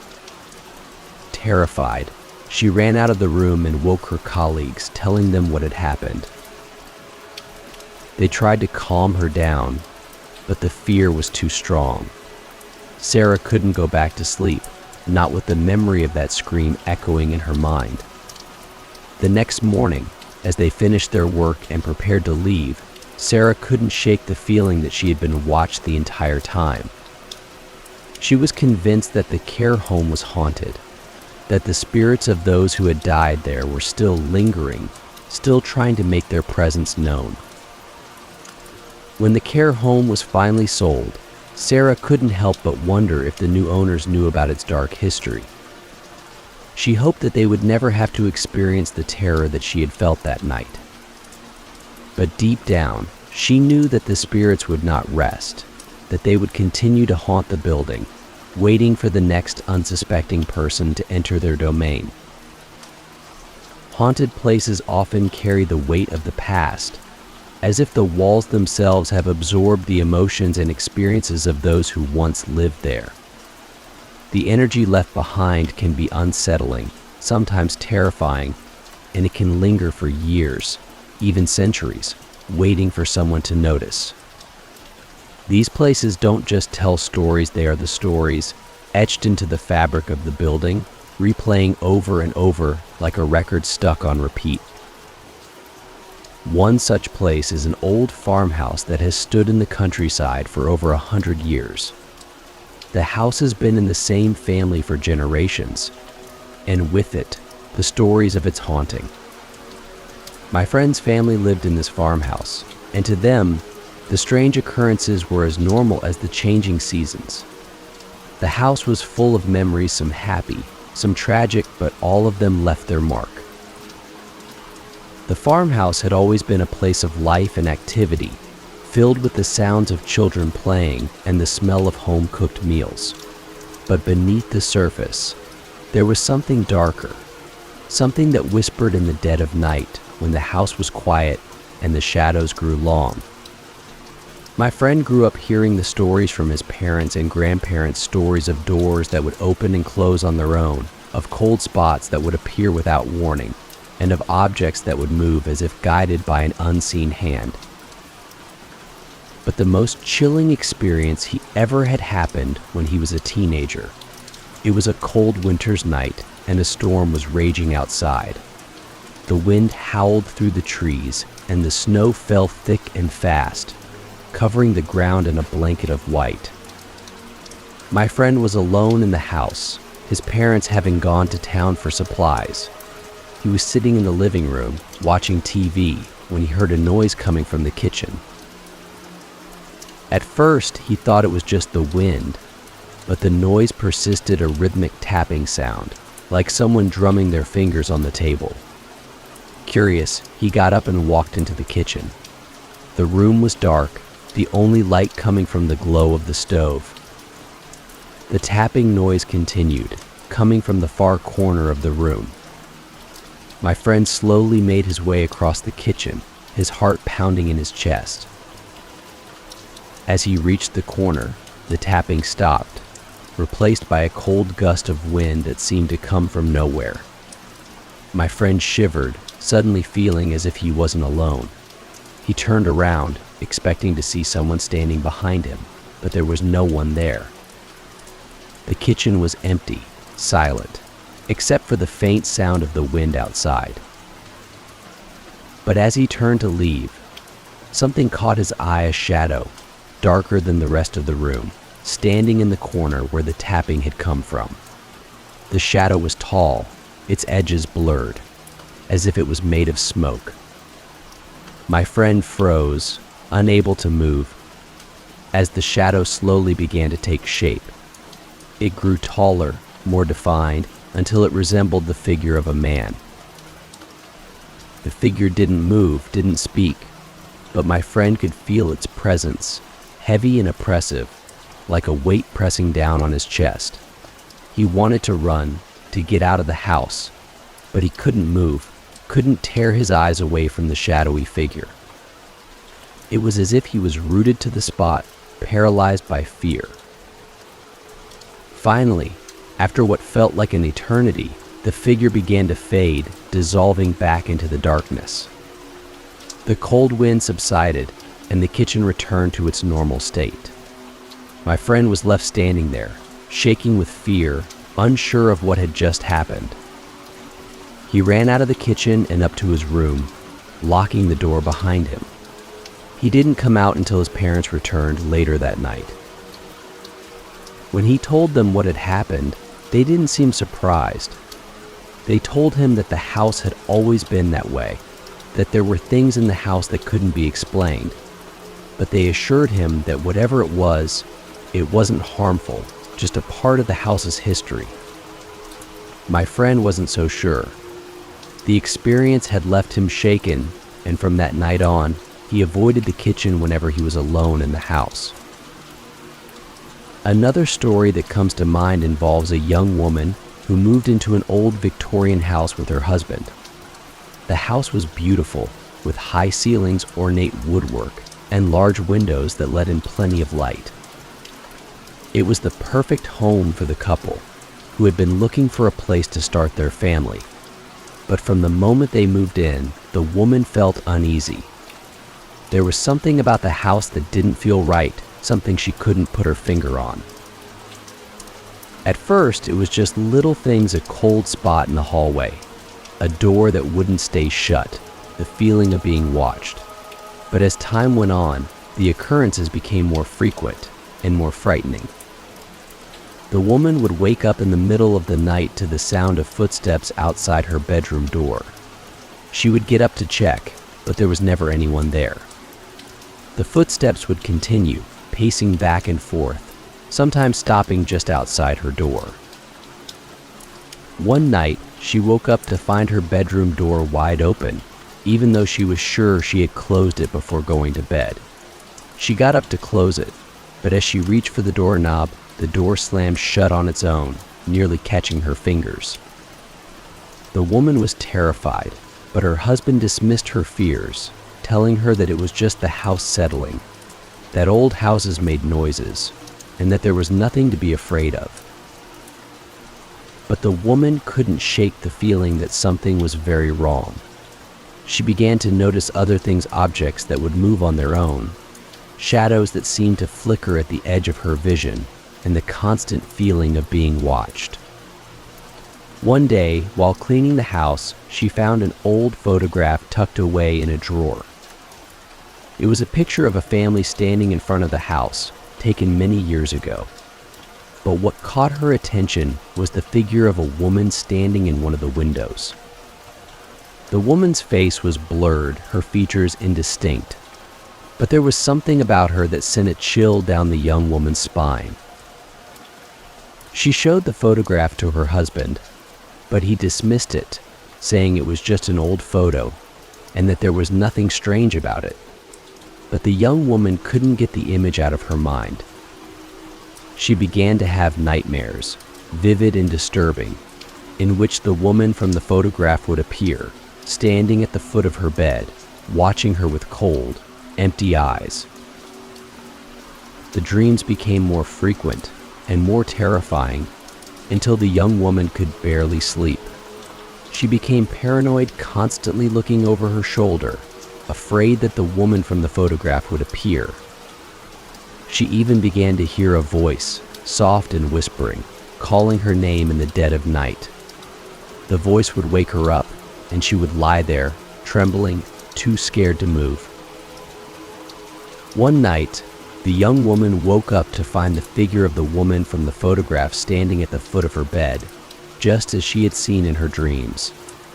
The figure was more distinct now, more real, and the young woman could see the anger and hatred in her eyes. The figure didn't move, didn't speak, but the young woman could feel the intense hatred radiating from her. She tried to scream, but no sound came out. She was paralyzed with fear, unable to move or look away. Finally, after what felt like an eternity, the figure faded away, leaving the young woman gasping for breath, drenched in sweat. She couldn't stay in the house any longer. The next day, she packed her things and left, leaving her husband behind. She never returned to the house, and she never spoke of what happened there again. The house was sold, and the new owners never reported any strange occurrences. But the young woman knew that whatever had haunted her was still there, waiting for the next person to come along. One of the most chilling stories I've ever heard involved a small cottage in the English countryside. The cottage was old, with a thatched roof and stone walls that had stood for centuries. It was the kind of place you'd expect to find in a storybook, quaint and picturesque, surrounded by rolling hills and fields of wildflowers. But beneath its charming exterior, the cottage held a dark secret, one that had been hidden for years. The story goes that a young couple had moved into the cottage, excited to start their new life together. They had been drawn to the cottage by its beauty and its history, and they couldn't wait to make it their own. But from the moment they moved in, strange things began to happen. At first, it was just little things: a door that wouldn't stay shut, a light that would flicker on and off, the sound of footsteps in the attic. The couple dismissed these things as quirks of an old house, nothing to worry about. But as time went on, the occurrences became more frequent and more frightening. The couple would hear voices in the middle of the night, soft and indistinct, as if someone was whispering just out of earshot. They would wake up to find objects moved from where they had left them, and they would often feel a cold breeze pass through the room, even when all the windows were closed. One night, the woman woke up to find her husband standing at the window, staring out into the darkness. She called his name, but he didn't respond. She got out of bed and walked over to him, placing a hand on his shoulder. He was cold to the touch, and when he finally turned to look at her, his eyes were blank, empty, as if he was in a trance. He didn't speak, didn't move, just stood there, staring at her with those empty eyes. Terrified, the woman shook him, trying to snap him out of it. After a few moments, he seemed to come back to himself, blinking and looking around in confusion. He had no memory of getting out of bed, no memory of standing at the window.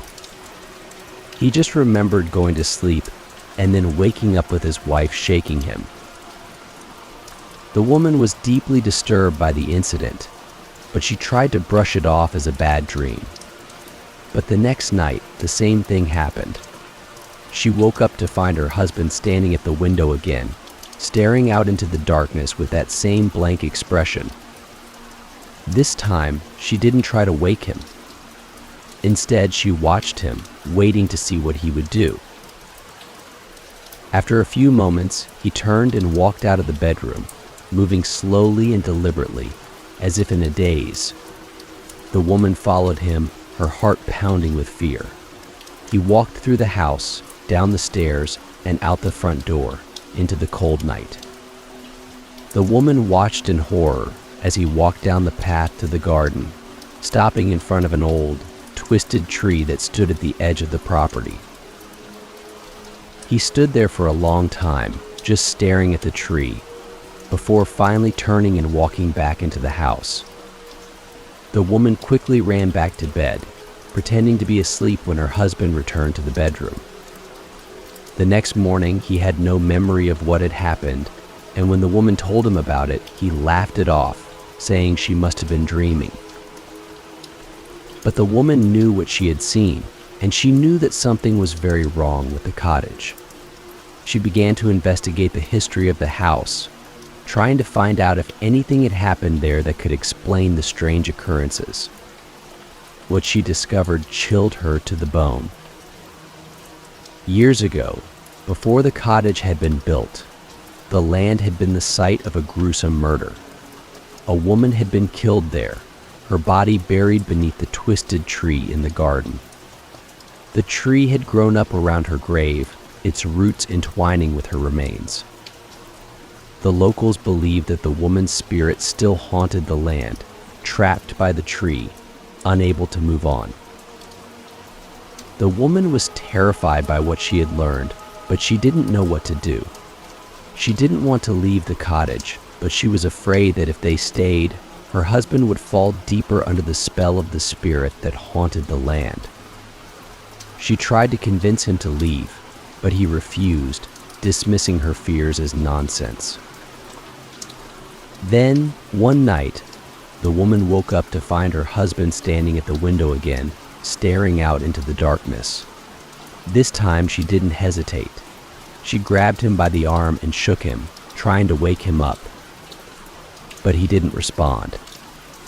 He just stood there, staring out at the twisted tree, his eyes blank and empty. In a panic, the woman ran out of the house into the night. She didn't stop running until she reached the village, where she found help. When she returned to the cottage with the villagers, they found her husband lying on the ground in front of the twisted tree, unconscious. He was alive, but he had no memory of what had happened, no memory of how he had ended up outside. The couple left the cottage that very day, never to return. The cottage was sold, and the new owners were warned about the land's dark history. But they, too, experienced strange occurrences, and eventually they moved out as well. The cottage has since fallen into disrepair, abandoned and forgotten, but the twisted tree still stands, its roots entwined with the remains of the past, holding onto the spirit that haunts the land. There's a unique kind of terror that comes with feeling a presence that you cannot see, a sense that something or someone is watching you, even when you are alone. This kind of fear digs deep into your psyche, turning the familiar into the unknown, making every creak, every whisper, a source of dread. The stories I've shared so far have all touched on this fear, but there are others that delve even deeper into the unsettling world of the unseen. One such story comes from a woman who inherited her grandfather's house, a place she had visited many times as a child. The house, located in a quiet suburban neighborhood, was typical of the 1950s modest, with 2 bedrooms, a small kitchen, and a cozy living room. But despite its outwardly ordinary appearance, the house held secrets that were anything but. The woman, who we'll call Laura, moved into the house shortly after her grandfather passed away. She had fond memories of the house from her childhood, and she was excited to make it her own. But from the moment she moved in, she began to feel that something was not right. It was little things at first: a strange feeling of being watched, an odd noise in the middle of the night, the sensation of a cold draft passing through a room, even when all the windows were closed. As the days went on, these occurrences became more frequent. Laura would often wake up in the middle of the night to the sound of footsteps on the stairs, footsteps that would stop just outside her bedroom door. She would lie there, frozen in fear, listening as the footsteps would slowly retreat, disappearing into the silence. No matter how many times it happened, it never failed to terrify her. But the most unsettling experience happened one night when Laura was sitting in the living room, reading a book. The house was quiet, and she was finally starting to feel at ease. But as she turned the page, she heard a soft whisper coming from behind her. It was so faint that at first she thought she had imagined it. But then it came again, clearer this time, her name being called in a voice that was not her own. She spun around, expecting to see someone standing there, but the room was empty. The whisper came again, this time from the other side of the room. It was as if the voice was moving around her, circling her, taunting her. Laura's heart raced as she tried to find the source of the voice, but there was no one there. The house was empty, just as it had been all evening. Terrified, Laura ran upstairs to her bedroom, locking the door behind her. She sat on the bed, her heart pounding, listening for any sound, any sign that she was not alone. But the house was silent, the only sound the ticking of the old grandfather clock in the hallway. Laura stayed awake all night, too scared to close her eyes, afraid that the whisper would come again.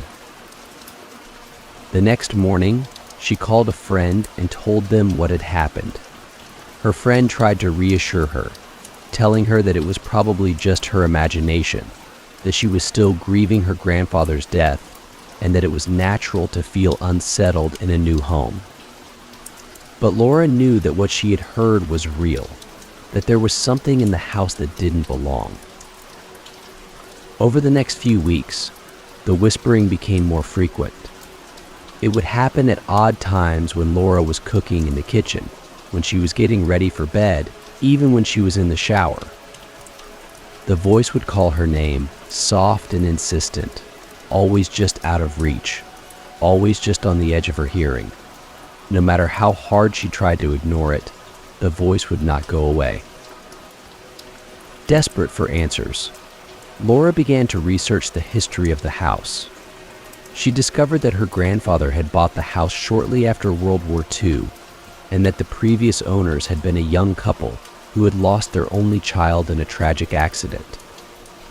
The child, a little girl, had died in the house, and it was said that her spirit had never left. Laura realized with a sinking feeling that the voice she had been hearing was that of the little girl, still calling out, still searching for someone to hear her. Determined to find a way to put the spirit to rest, Laura contacted a local paranormal investigator. The investigator came to the house, bringing with him all the tools of his trade: EMF meters, infrared cameras, and digital recorders. He spent the night in the house, hoping to make contact with the spirit. Laura stayed with him, too scared to be alone. Throughout the night, the investigator recorded several instances of unexplained activity. The EMF meter spiked repeatedly, and the infrared camera captured strange, shadowy figures moving through the house.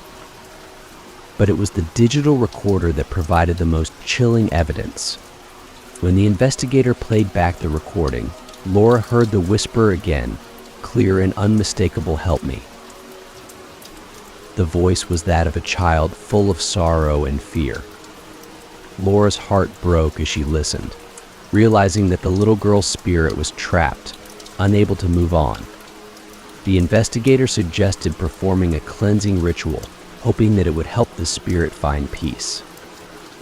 Laura agreed, and the next day, they carried out the ritual, filling the house with the scent of sage and the sound of prayers. After the ritual, the whispering stopped. The house felt lighter, as if a great weight had been lifted. Laura never heard the voice again, and she began to feel more comfortable in her home. But she never forgot the sound of that little girl's voice, the sadness in her plea for help. It was a reminder that the past is never truly gone, that it can linger in the places we live, waiting for someone to acknowledge it. Another story that comes to mind involves a young couple who bought a house in a small town in New England. The house was old, built in the late 1800s, and had a charming, rustic feel to it. The couple, excited to start their new life together, moved in with high hopes. But they soon discovered that the house had a dark side, one that they were not prepared for. From the moment they moved in, the couple began to experience strange things. The house was full of unexplained noises, footsteps, doors creaking open and shut, and the sound of something being dragged across the floor. At first, they dismissed these noises as the house settling, but as time went on, the occurrences became more frequent and more disturbing. One night, the wife was home alone while her husband was away on a business trip. She was in the kitchen preparing dinner when she heard a loud crash coming from the living room. She ran into the room, expecting to find that something had fallen, but the room was empty. Nothing was out of place, and there was no sign of what could have caused the noise. As she stood there, trying to make sense of what had happened, she heard another noise, a soft, scraping sound, like something being dragged across the floor. The sound was coming from the hallway, and as she listened, it grew louder, moving closer and closer to the living room. Terrified, she grabbed a knife from the kitchen and stood in the doorway, waiting to see what would happen. The scraping noise stopped just outside the living room door. The wife held her breath, her heart pounding in her chest. Slowly, the door began to creak open, inch by inch, as if someone or something was pushing it. But when the door was fully open, there was nothing there. The hallway was empty, silent, except for the echo of the scraping noise that still lingered in the air. Shaken, the wife called her husband, begging him to come home. When he returned, they searched the house from top to bottom, but they found nothing that could explain the noise. The house was quiet again, but the wife couldn't shake the feeling that they were not alone. The couple began to experience more strange occurrences over the following weeks. Objects would move on their own, lights would flicker on and off, and the sound of footsteps could be heard late at night. The wife became increasingly anxious, afraid to be alone in the house, but her husband tried to reassure her, telling her that it was just her imagination. But then something happened that neither of them could explain. One night, they were both awakened by the sound of a loud bang coming from the basement. They ran downstairs, fearing that someone had broken in, but the basement was empty. However, the door to the old coal room at the back of the basement was wide open, even though they were sure they had closed it. The husband decided to investigate, even though the wife begged him not to. He grabbed a flashlight and made his way to the coal room, with the wife following close behind. As they entered the room, they were hit with a blast of cold air, so cold that it felt like they had stepped into a freezer. The flashlight flickered, casting eerie shadows on the walls. As the light steadied, they saw something that made their blood run cold. In the corner of the room, there was a large, dark stain on the floor. The stain was old, but it had a strange, oily sheen to it, as if it had been there for a long time. The husband knelt down to get a closer look, and as he did, the light flickered again, and they both heard the sound of something breathing, deep and raspy, coming from the darkness. The couple bolted out of the room, slamming the door behind them. They didn't stop until they were back upstairs, with every light in the house turned on. They didn't. Sleep that night, too terrified to close their eyes. The next morning, they called a priest to bless the house, hoping that it would drive away whatever was haunting them. The blessing seemed to work, and for a while the house was quiet. But the couple never felt truly comfortable there again. The sense of unease lingered, like a shadow that followed them wherever they went. They eventually decided to move, selling the house to a new family, but they never spoke of what had happened there. They just wanted to forget, to leave the past behind and move on. But the past has a way of catching up with you, no matter how far you run. The new owners of the house soon began to experience the same strange occurrences: the footsteps, the noises, the feeling of being watched. They, too, eventually moved out, leaving the house abandoned and empty. It stands there now, a reminder of the unseen presence that still lingers within its walls, waiting for the next family to make it their home. As we've seen from these stories, the supernatural is not something to be taken lightly. Whether you believe in ghosts or not, there is no denying the power of these stories, the way they can chill you to the bone and make you question what you know about the world. The houses we've explored tonight are more than just buildings. They are repositories of memories, of emotions, of experiences that have left an indelible mark on those who live there. Perhaps that's why these stories resonate with us so deeply. They remind us that the past is never truly gone, that it can linger in the places we least expect, waiting to make itself known. And they remind us that sometimes the scariest things are not the ones we can see, but the ones we can feel, the ones that lurk just out of sight, waiting for the moment when we are most vulnerable.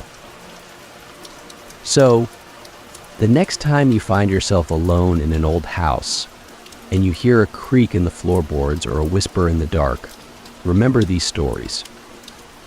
Remember that you might not be as alone as you think. And remember that the unseen presence that you feel might be more real than you ever imagined. Welcome back, everyone. I'm thrilled to have you here as we delve into another tale that will send shivers down your spine. If you enjoy these scary stories as much as I love sharing them, don't forget to hit that subscribe button. Your support is what keeps this channel alive and motivates me to continue bringing you more of these terrifying horror stories. Have you ever wondered what it would be like to make a deal with something beyond this world? To trade a piece of your soul for the things you've always desired, only to discover that the price is far more than you ever imagined? Today's story is a descent into darkness, a tale of ambition, desperation, and the terrifying consequences of meddling with forces far beyond our comprehension. This isn't just another ghost story, it's a paranormal journey that will have you questioning every shadow, every unexplained noise, and every deal that seems too good to be true.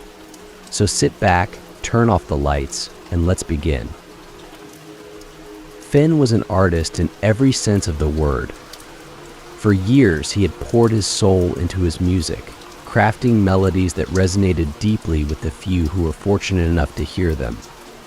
Yet, despite his undeniable talent, success remained elusive.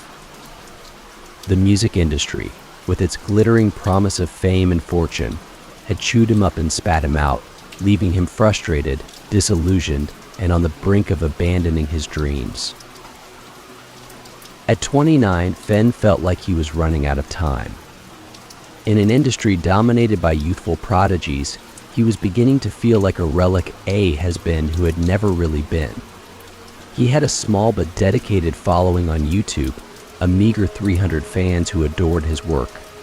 But that wasn't enough. He wanted more. He needed more. One dreary afternoon, after yet another rejection from a record label executive who praised his talent but lamented his lack of marketability, Fenn found himself lingering in the lobby of the record label, lost in thought. The future he had envisioned for himself was crumbling before his eyes, replaced by the bleak reality of a life spent toiling away in obscurity. As he was about to leave, a voice called out to him. "Did he crush you?" the voice asked, pulling Fenn from his reverie. He turned to see a man sitting in a worn armchair by the revolving doors. The man was small, almost diminutive, with a hunchback that seemed to make him even smaller. His eyes, though those eyes were something else entirely. They were a dull brown, faded and almost lifeless, yet they seemed to see right through Fenn, as if the man could peer into his very soul. "Excuse me?" Fenn replied, unsure if the man was speaking to him. "Mr. Lewis," the man continued, "did he crush you? With his praise and his polite little rejections?" Fenn hesitated, then nodded slowly. "Yeah, you could say that." The man chuckled, a dry, rasping sound that made Fenn's skin crawl. Of course he did. They always do, don't they? So much talent, they say, but not enough. What is it they say? Not enough star quality. Not enough presence? Not enough money? Fenn felt a wave of frustration wash over him. It was as if this stranger had pulled the thoughts right out of his head. "Yeah, something like that," Fenn muttered, running a hand through his hair. "It's like they don't even care about the music anymore. It's all about numbers, about marketability." "Exactly," the man said, leaning forward slightly. "It's not about the art, not anymore. It's about what sells. But what if I told you there's a way to get everything you've ever wanted? Fame, fortune, all of it. You wouldn't have to change a thing about yourself or your music. You just need to sign a little contract." Fenn frowned. "Who are you?" The man smiled, though it was more of a grimace than anything else. "My name is Heath Brandon, and I can make you a star."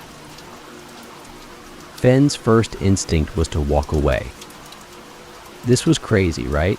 A strange man in a record label lobby offering him a deal that sounded too good to be true. It had all the hallmarks of a scam, or worse, some kind of elaborate joke. But something about Heath stopped him from leaving. Maybe it was desperation. Maybe it was the lingering hope that somehow, some way, his dreams could still come true. "What's the catch?" Fenn asked, crossing his arms over his chest. Heath's smile widened, but it didn't reach his eyes. "No catch. Just a simple agreement. You sign, and I make you famous. That's it." Fenn shook his head. "That's not how the world works. Nobody just gets famous overnight. And even if they do, there's always a price." Heath's expression darkened slightly. "Oh, there's always a price, Fenn. But it's not what you think. The price isn't money, or your soul, or anything so cliché. The price is something you're already willing to pay your life. Not your physical life, mind you, but the life you know. The life of obscurity, of struggle. You'll be giving that up for something much, much greater." Fenn felt a chill run down his spine. There was something deeply unsettling about this conversation, about Heath himself. But at the same time, he couldn't deny that he was intrigued. What if this was real? What if Heath could actually deliver on his promise? "I don't know," Fenn said slowly.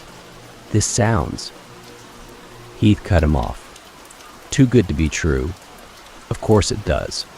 But that's the thing about deals like this, you won't know unless you take the plunge. So what's it going to be?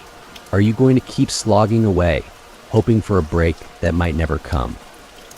Or are you going to take a chance and see where this road leads?"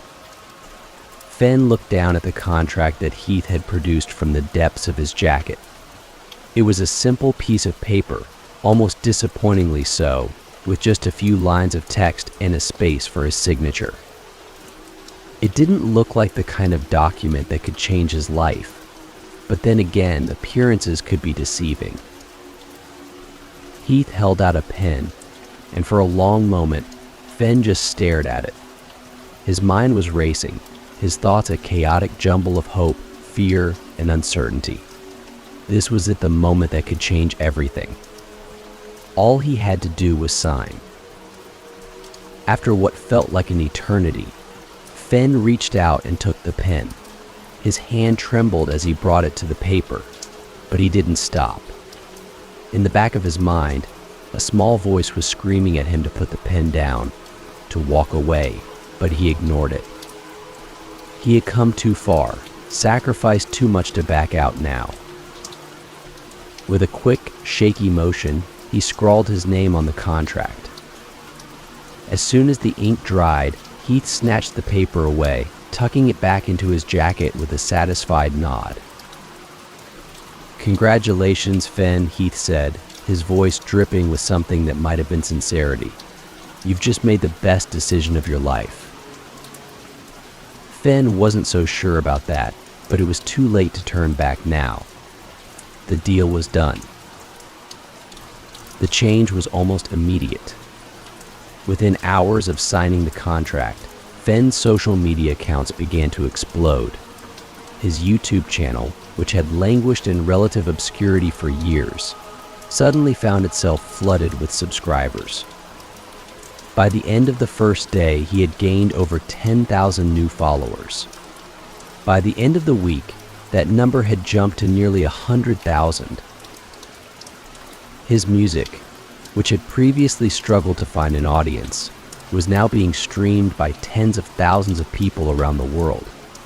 His inbox was flooded with messages from fans, from record labels, from people who wanted to work with him, collaborate with him, be a part of his success. It was everything he had ever dreamed of. And yet, as the days went on, Fenn began to feel a growing sense of unease. There was something off about the whole situation, something that he couldn't quite put his finger on. For one thing, he couldn't shake the feeling that he was being watched. Not just by his growing legion of fans, but by something else, something darker. It was as if there were eyes on him at all times, watching his every move, waiting for something. At first, he tried to ignore it. After all, this was what he had wanted, wasn't it? Fame, success, recognition, it was all finally happening. But the feeling wouldn't go away. If anything, it grew stronger with each passing day. It started with the fans. They were everywhere, it seemed. No matter where Fenn went, they were there at his shows, outside his apartment, even at the grocery store. And they weren't just fans. There was something different about them, something unsettling. They didn't just want autographs or selfies. They wanted something more, something that Fenn couldn't quite understand. They would stare at him with wide, unblinking eyes, their faces twisted into strange, almost unnatural smiles. They would follow him, their footsteps echoing behind him, even when he thought he was alone. And then there were the letters. Every day, more and more letters arrived at his apartment, each one filled with adoration, praise, and something else, something darker. Some of the letters were written in blood, others in strange, indecipherable symbols. They spoke of things that Fenn had never mentioned in his music, things that he had never even thought of. The letters grew more disturbing as time went on. They spoke of sacrifices, of rituals, of dark forces that were watching over him, guiding him. They praised him as a savior, as a messiah, as something more than human. Fenn tried to brush it off as the work of overzealous fans, but deep down, he knew there was more to it than that. He could feel it in the pit of his stomach, in the way the air seemed to grow colder whenever he read one of those letters. He knew that something was terribly wrong, but he couldn't bring himself to admit it not yet. Then came the dreams. Every night, Fenn would wake up in a cold sweat, his heart racing, his mind filled with images that he couldn't shake. The dreams were always the same dark, twisted visions of a world that was not his own. A world where the skies were black, where the ground was covered in ash, and where strange, shadowy figures moved in the distance. In the dreams, Fenn was always running from something he couldn't see, but could feel. He could hear its footsteps behind him, getting closer and closer with each passing second. No matter how fast he ran, he couldn't escape it. And just as it was about to catch him, he would wake up, drenched in sweat, his heart pounding in his chest. He tried to tell himself that they were just dreams, just his mind playing tricks on him. But the feeling of dread that lingered long after he woke up told him otherwise. It was as if the dreams were a warning, a glimpse into a future that he couldn't avoid. As the days turned into weeks, Fenn began to notice other changes. His reflection in the mirror seemed different, his eyes darker, his skin paler. He felt weaker, more tired, as if the very life was being drained out of him. And no matter how much he slept, he never felt rested. But the most disturbing change was in the way people reacted to him.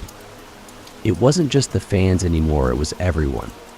People would stare at him with a mixture of awe and fear, as if they were looking at something they couldn't quite comprehend. Some would smile at him, but it wasn't a friendly smile, it was something else, something darker. Even his friends and family began to act differently around him. They spoke in strange, disjointed sentences, their eyes rolling back in their heads, as if something was taking over them from the inside.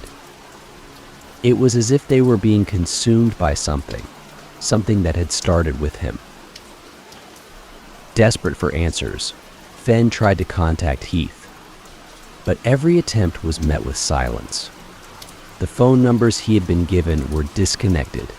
The email addresses bounced back as undeliverable. It was as if Heath had vanished into thin air, leaving Fenn to deal with the consequences of their deal alone. In a last-ditch effort, Fenn decided to visit the address that Heath had given him for Red and Tinny Records. But when he arrived, he found nothing but an abandoned building, its windows boarded up, its walls covered in graffiti. There was no sign that a record label had ever operated there, no sign that it had ever existed at all. It was then that Fenn realized the full extent of what he had done. He had made a deal with something far more powerful and far more malevolent than he had ever imagined. And now, there was no going back. The fame that he had once craved had turned into a nightmare. His every move was watched, his every word twisted into something dark and sinister. The people around him were no longer his friends, no longer his family, they were something else, something that he couldn't escape. And the worst part was that he knew it was only going to get worse. The dreams, the letters, the changes in the people around him, they were all just the beginning. There was something much darker, much more terrifying waiting for him. And he had no idea how to stop it. Fenn's story is a cautionary tale, a reminder that not all that glitters is gold. In the end, the price of fame was far too high, and Fenn found himself paying the ultimate price. As you listen to this tale, remember some deals are better left on the table. If this story gave you chills, make sure to subscribe and hit the notification bell. You won't want to miss the next terrifying episode. And if you've got a scary story of your own, drop it in the comments, I'd love to hear it. The days following the contract signing were a whirlwind for Fenn. Almost overnight, his life transformed in ways he had never imagined. His YouTube channel, once a small corner of the internet, exploded in popularity. New subscribers poured in by the thousands each day, pushing his numbers higher and higher. By the end of the first week, he had gained nearly 100,000 followers, and his videos, which had once struggled to break a few hundred views, now racked up tens of thousands, even hundreds of thousands. His music was everywhere. Songs he had uploaded months, even years ago, suddenly found new life as they were shared across social media platforms, added to playlists, and streamed by listeners all around the world. His inbox overflowed with messages from fans, music producers, and record labels, all eager to work with him to capitalize on his newfound fame. At first, Fenn was overwhelmed with joy. This was what he had always wanted, wasn't it? To have his music heard, to be recognized for his talent. But as the days passed, that initial joy began to fade, replaced by a growing sense of unease. It started with the fans. There were so many of them now, far more than Fenn had ever imagined. They showed up at his shows, packed into every venue he played, their eyes wide with excitement. They lined up outside his apartment, hoping for a glimpse of him, a chance to speak to him, to touch him. And they weren't just fans. There was something different about them, something that made Fenn's skin crawl. They didn't just want autographs or selfies. They wanted more. They wanted something that Fenn couldn't quite understand. They would stare at him with wide, unblinking eyes, their faces twisted into strange, almost unnatural smiles.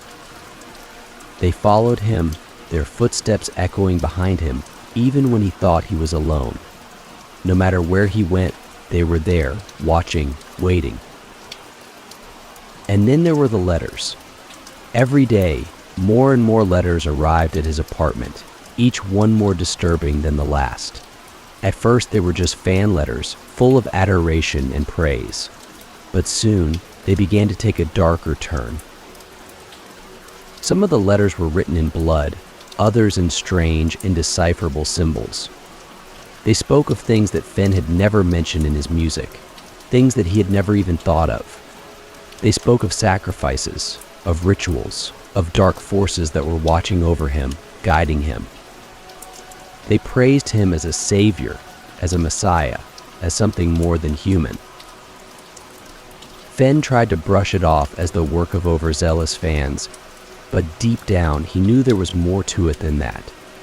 He could feel it in the pit of his stomach, in the way the air seemed to grow colder whenever he read one of those letters. He knew that something was terribly wrong, but he couldn't bring himself to admit it not yet. The dreams began not long after. Every night, Fenn would wake up in a cold sweat, his heart racing, his mind filled with images that he couldn't shake. The dreams were always the same dark, twisted visions of a world that was not his own. A world where the skies were black, where the ground was covered in ash, and where strange, shadowy figures moved in the distance. In the dreams, Fenn was always running from something he couldn't see, but could feel. He could hear its footsteps behind him, getting closer and closer with each passing second. No matter how fast he ran, he couldn't escape it. And just as it was about to catch him, he would wake up, drenched in sweat, his heart pounding in his chest. He tried to tell himself that they were just dreams, just his mind playing tricks on him. But the feeling of dread that lingered long after he woke up told him otherwise. It was as if the dreams were a warning, a glimpse into a future that he couldn't avoid. As the days turned into weeks, Fenn began to notice other changes. His reflection in the mirror seemed different, his eyes darker, his skin paler. He felt weaker, more tired, as if the very life was being drained out of him. And no matter how much he slept, he never felt rested. But the most disturbing change was in the way people reacted to him. It wasn't just the fans anymore, it was everyone. People would stare at him with a mixture of awe and fear, as if they were looking at something they couldn't quite comprehend. Some would smile at him, but it wasn't a friendly smile, it was something else, something darker. Even his friends and family began to act differently around him. They spoke in strange, disjointed sentences, their eyes rolling back in their heads as if something was taking over them from the inside. It was as if they were being consumed by something that had started with him. Desperate for answers, Fenn tried to contact Heath. But every attempt was met with silence. The phone numbers he had been given were disconnected. The email addresses bounced back as undeliverable. It was as if Heath had vanished into thin air, leaving Fenn to deal with the consequences of their deal alone. In a last-ditch effort, Fenn decided to visit the address that Heath had given him for Red and Tinny records. But when he arrived, he found nothing but an abandoned building, its windows boarded up, its walls covered in graffiti. There was no sign that a record label had ever operated there, no sign that it had ever existed at all. It was then that Fenn realized the full extent of what he had done. He had made a deal with something far more powerful and far more malevolent than he had ever imagined. And now, there was no going back. The fame that he had once craved had turned into a nightmare. His every move was watched, his every word twisted into something dark and sinister. The people around him were no longer his friends, no longer his family. They were something else, something that he couldn't escape. And the worst part was that he knew it was only going to get worse. The dreams, the letters, the changes in the people around him, they were all just the beginning. There was something much darker, much more terrifying waiting for him. And he had no idea how to stop it. Fenn's world was unraveling at the seams. The people who had once been closest to him were now strangers, their voices hollow, their eyes empty. They spoke to him in riddles, their words laced with hidden meanings that Fenn couldn't decipher. And no matter how hard he tried to reach them, to bring them back to the way they were, they only drifted further away. The letters continued to arrive, more frequently now, and with them, an overwhelming sense of dread. Fenn stopped opening them, but it didn't help. The feeling of being watched, of being hunted, grew stronger with each passing day. He could feel it in the air around him, in the way the shadows seemed to move on their own, in the way the walls of his apartment seemed to close in on him when he was alone.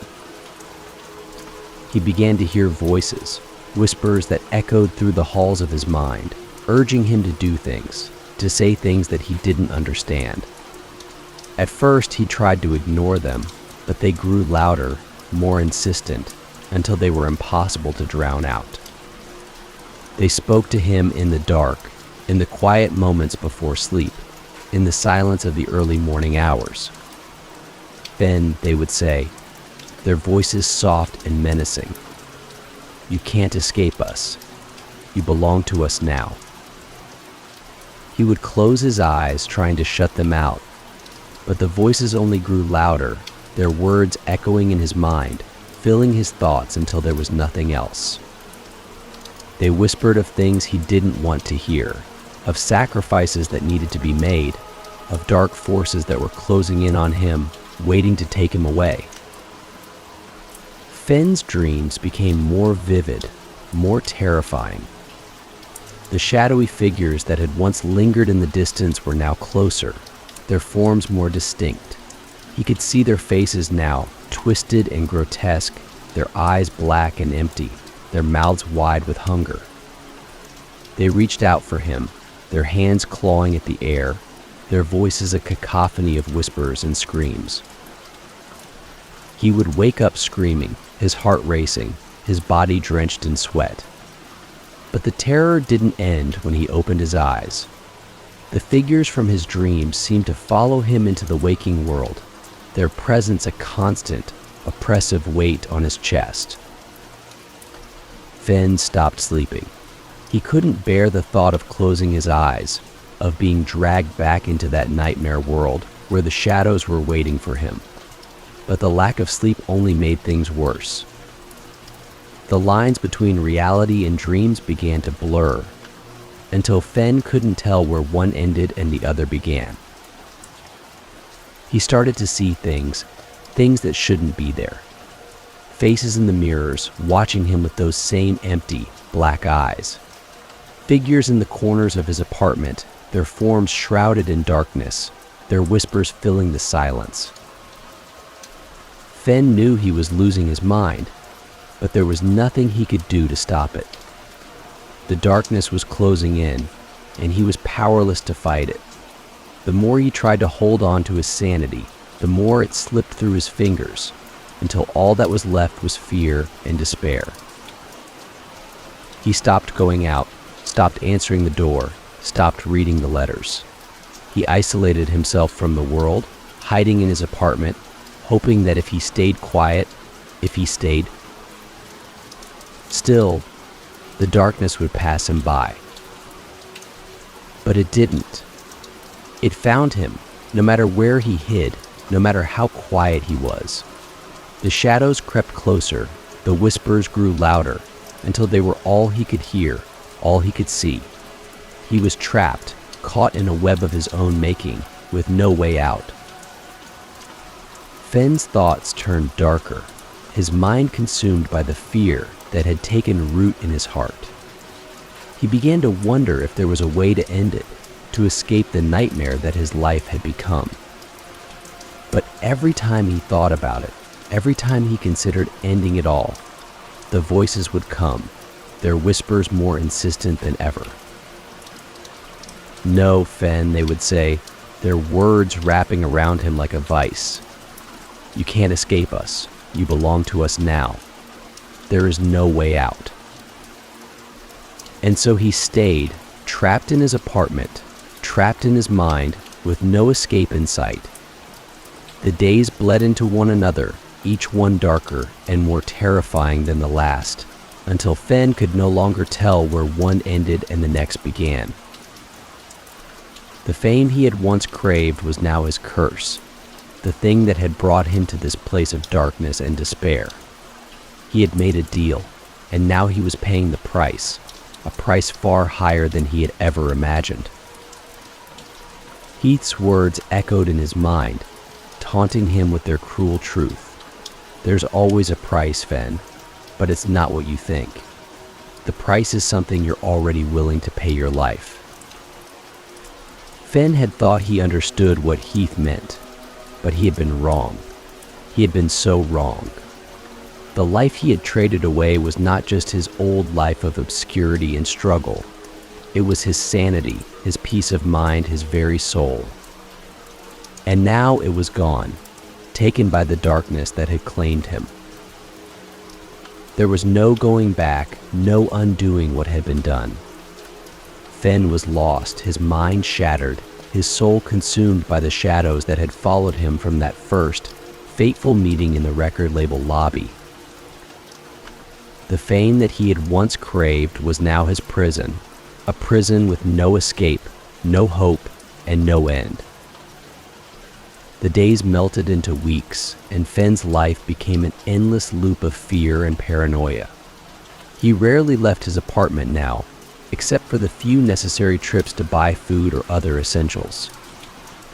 Even then, he would pull up his hood, keeping his head down to avoid eye contact with anyone who might recognize him. But it was impossible to avoid the stares, the whispers, and the occasional fan who would approach him with that eerie, vacant smile. It wasn't just the fans that unsettled him anymore, it was everyone. Strangers on the street seemed to know him, their eyes lingering on him for too long, their expressions shifting between admiration and something darker, something that filled Fen with a creeping dread. He could feel their gazes burning into him, even after he had passed them by, as if they were watching his every move, judging him, expecting something from him that he couldn't give. The walls of his apartment, once a sanctuary, now felt like they were closing in on him. The shadows seemed to move of their own accord, creeping along the walls and pooling in the corners of the rooms, always just at the edge of his vision. When he turned to look directly at them, they would freeze, as if caught in the act of something sinister, only to resume their slow crawl when he looked away. The whispers grew louder, more insistent, filling his head with a constant stream of noise that he couldn't silence. They spoke of dark things, of sacrifices that needed to be made, of a hunger that would never be satisfied. They told him that this was what he had wanted, that this was the fame he had craved, and now that he had it, there was no escape. They told him that he belonged to them now, that he had always belonged to them, even before he had signed the contract. At night, the dreams returned with a vengeance. They were more vivid, more terrifying than ever before. The shadowy figures that had once lurked in the distance were now right beside him, their cold breath on his neck, their hands reaching out to drag him down into the darkness. He would wake up screaming, his body drenched in sweat, his heart racing so fast it felt like it might burst out of his chest.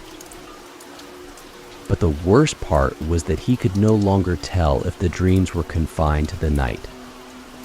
The lines between reality and nightmare had blurred so completely that Fenn didn't know if he was awake or still trapped in his mind when he opened his eyes. The figures were there, always there, lurking in the shadows of his apartment, watching him with those black, empty eyes, waiting for him to close his eyes so they could drag him back into their world.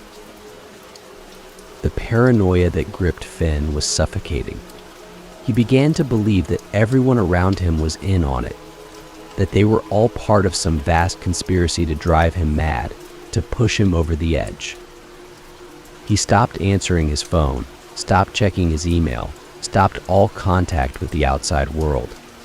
The only person he still spoke to was Paul, his oldest friend, but even that relationship was strained, tainted by the darkness that had consumed Fenn's life. Paul had noticed the changes in Fenn. The way his voice trembled when they spoke, the way he seemed to drift off in the middle of a conversation, as if he was listening to something only he could hear. He had tried to get Fenn to open up, to talk about what was bothering him, but Fenn had only pulled away, retreating further into his shell. The truth was, Fenn didn't know how to explain what was happening to him. How could he tell Paul about the shadows that moved on their own, about the voices that whispered to him in the dark, about the figures that haunted his dreams and his waking hours alike? How could he explain the fear that had taken root in his heart, the fear that he was losing his mind, that he was already lost? Heath Brandon's name had become a forbidden topic between them. The one time Paul had mentioned him, Fenn had lashed out, screaming that he didn't want to talk about it, that Heath was gone, that he didn't exist anymore. Paul had been taken aback by the intensity of Fenn's reaction, but he hadn't brought it up again. Instead, he had offered his support, telling Fenn that he was there for him, that he would help him through whatever it was he was dealing with. But Fenn knew that Paul couldn't help him. No one could. The deal had been made, the contract signed, and now he had to live with the consequences. He had traded his old life for this, for the fame he had once craved, and now it was too late to turn back. The fame that had seemed so enticing, so within reach, had become a living nightmare, one that he couldn't escape, no matter how hard he tried. The isolation took its toll on Fenn. His once vibrant creativity had withered, replaced by a dull, pervasive sense of dread that sapped his energy and his will to create. He could no longer find joy in the music that had once been his life's passion. The melodies that used to flow so effortlessly from his fingers now eluded him, and the lyrics that had once poured from his soul were nothing but hollow echoes of the fear that now consumed him. He tried to write, to lose himself in the music the way he used to, but every time he picked up his guitar or sat down at the piano, the shadows would gather around him, pressing in close, whispering their dark secrets into his ear until he could no longer concentrate. The notes would falter, the words would slip away, and Fenn would find himself sitting in silence, his hands trembling with the effort of trying to hold on to something that was slipping away. His apartment, once filled with the sound of music, was now eerily silent. The instruments that had once been his companions stood unused, gathering dust as they sat in their stands, forgotten. The walls, once adorned with posters of his favorite bands and framed photos of his early performances, seemed to close in on him, the once comforting reminders of his journey now oppressive, mocking him with their memories of a life that no longer felt like his own. As the days dragged on, Fenn found himself sinking deeper into despair. He had once dreamed of fame, of seeing his name in lights, of hearing his music played on the radio. But now, that dream had become a nightmare, a twisted version of the life he had once longed for. The fame he had craved had come at a price far higher than he had ever imagined, and now he was paying it with every beat of his heart, with every beat of his heart, with every breath he took. The final straw came one night when Fenn was alone in his apartment, the only light coming from the dim glow of his computer screen. He had been trying to distract himself by watching videos online, anything to keep his mind from the darkness that was always just a heartbeat away. But even the mindless entertainment he had once enjoyed was no longer enough to keep the shadows at bay. As he clicked through video after video, searching for something, anything that would hold his attention, he came across a clip that stopped him cold. It was a video of one of his recent performances, a concert he had played just a few weeks earlier. He didn't remember much about that night. It had all been a blur, lost in the haze of fear and anxiety that had become his constant companion. But as he watched the footage, a feeling of unease settled over him. The camera had captured him on stage, his guitar in hand, his voice strong and clear as he sang one of his most popular songs. The audience was a sea of faces, all turned towards him, all watching him with that same strange, vacant expression that had haunted him since the day he signed the contract. But it wasn't the audience that sent a chill down his spine, it was the way he looked. On the screen, Fenn didn't recognize himself. His eyes were dark, almost black, with none of the warmth or emotion that had once defined his performances. His face was gaunt, his skin pale and sallow, as if he hadn't seen the sun in weeks. But it was his expression that terrified him the most. There was something wrong with the way he looked at the camera, something cold and distant, as if he were looking through the lens and into another world, a world that was dark and twisted and filled with things that should never be seen. As he watched himself on the screen, Fenn felt a rising panic, a suffocating sense of dread that made it hard to breathe. He didn't know who that person was, the person on the stage, but he knew it wasn't him. It couldn't be him. The man on the screen was a stranger, a hollow shell of the person Fenn had once been, and the realization that this was how the world now saw him was almost too much to bear. He tried to close the video, to shut down his computer, but his hands were shaking so badly that he could barely control the mouse. The whispers were back, louder than ever, filling his head with their insidious noise, telling him that this was what he had wanted, that this was the price he had agreed to pay, and now there was no turning back. Fenn, they whispered, their voices low and menacing. This is who you are now. This is what you've become. There's no escaping it. He couldn't take it anymore. The fear, the paranoia, the constant sense of being watched, it was all too much. He felt like he was going to explode, like his mind was going to shatter under. The weight of it all. He needed to get out, to escape, to find some way to make it stop, even if just for a little while. Without thinking, Fen grabbed his jacket and bolted for the door. He didn't know where he was going, didn't care. He just needed to get out, to get away from the whispers, from the shadows, from the person he had become. He stumbled down the stairs, his breath coming in ragged gasps, his vision blurred by tears of panic and desperation. The night air was cold against his skin as he stepped out onto the street. He took a deep breath, trying to steady himself, trying to clear his mind of the noise that had taken over his thoughts. But it was no use. The whispers were still there, following him, taunting him, telling him that there was no escape, that he would never be free of them.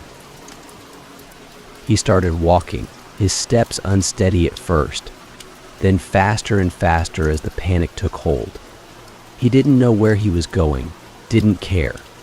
He just needed to move, to keep moving, to stay ahead of the darkness that was closing in around him.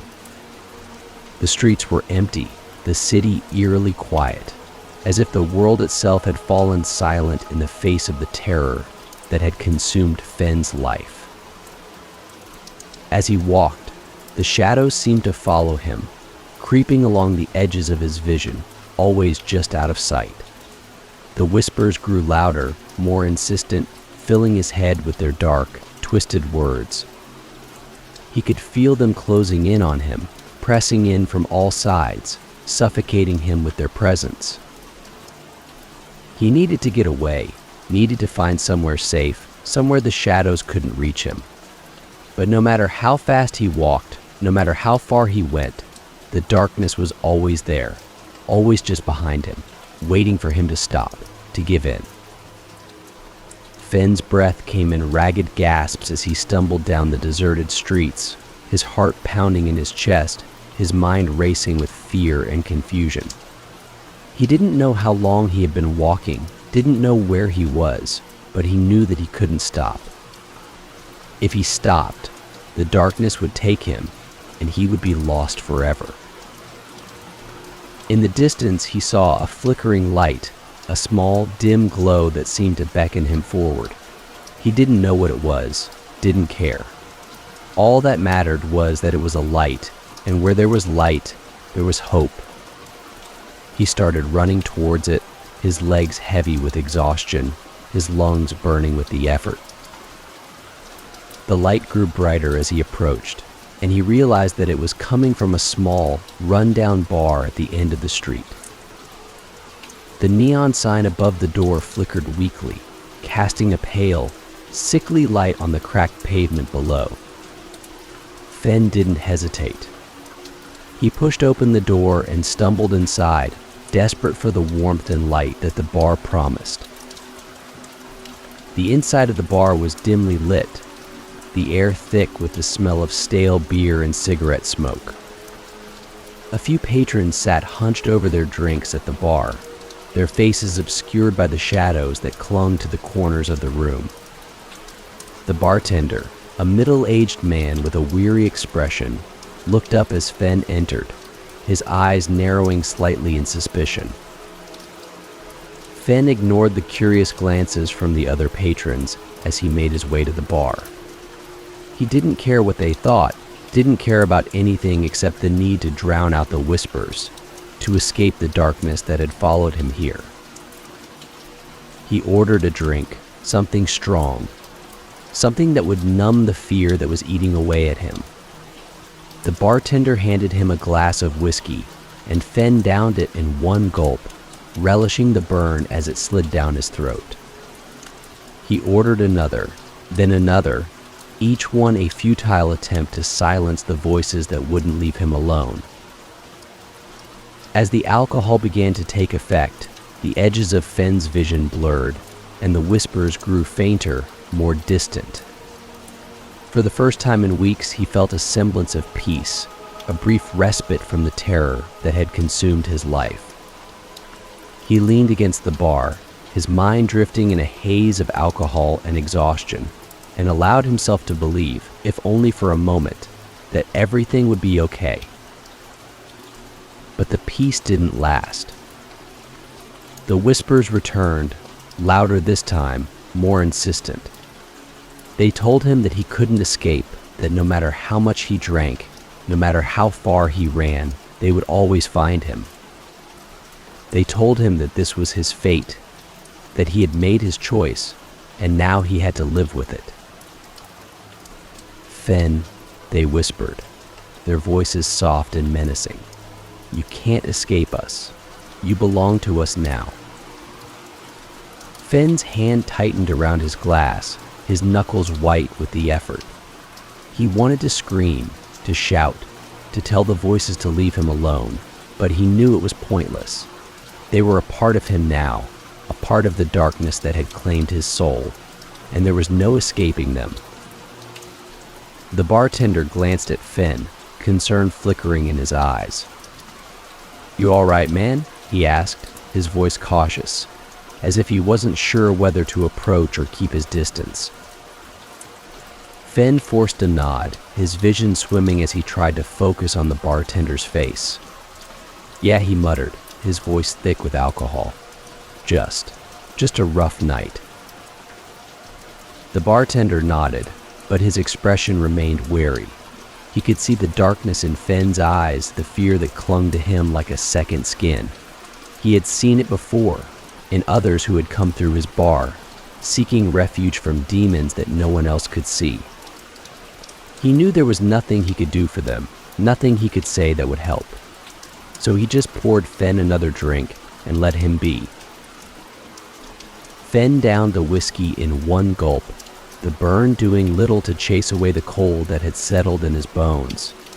He felt a tear slip down his cheek, quickly wiping it away before anyone could see.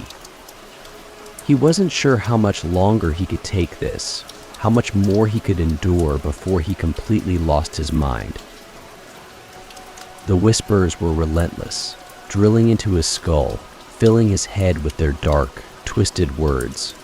He could feel the shadows closing in, pressing against his skin, seeping into his soul. He was losing himself, losing who he was, and there was nothing he could do to stop it. He thought about the contract he had signed, the deal he had made, and wondered if this was what he had agreed to. He had wanted fame, had wanted success, but he hadn't known it would come at such a high price. He hadn't known that the darkness would take everything from him, his friends, his family, his sanity. Heath Brandon's words echoed in his mind, taunting him with their cruel truth.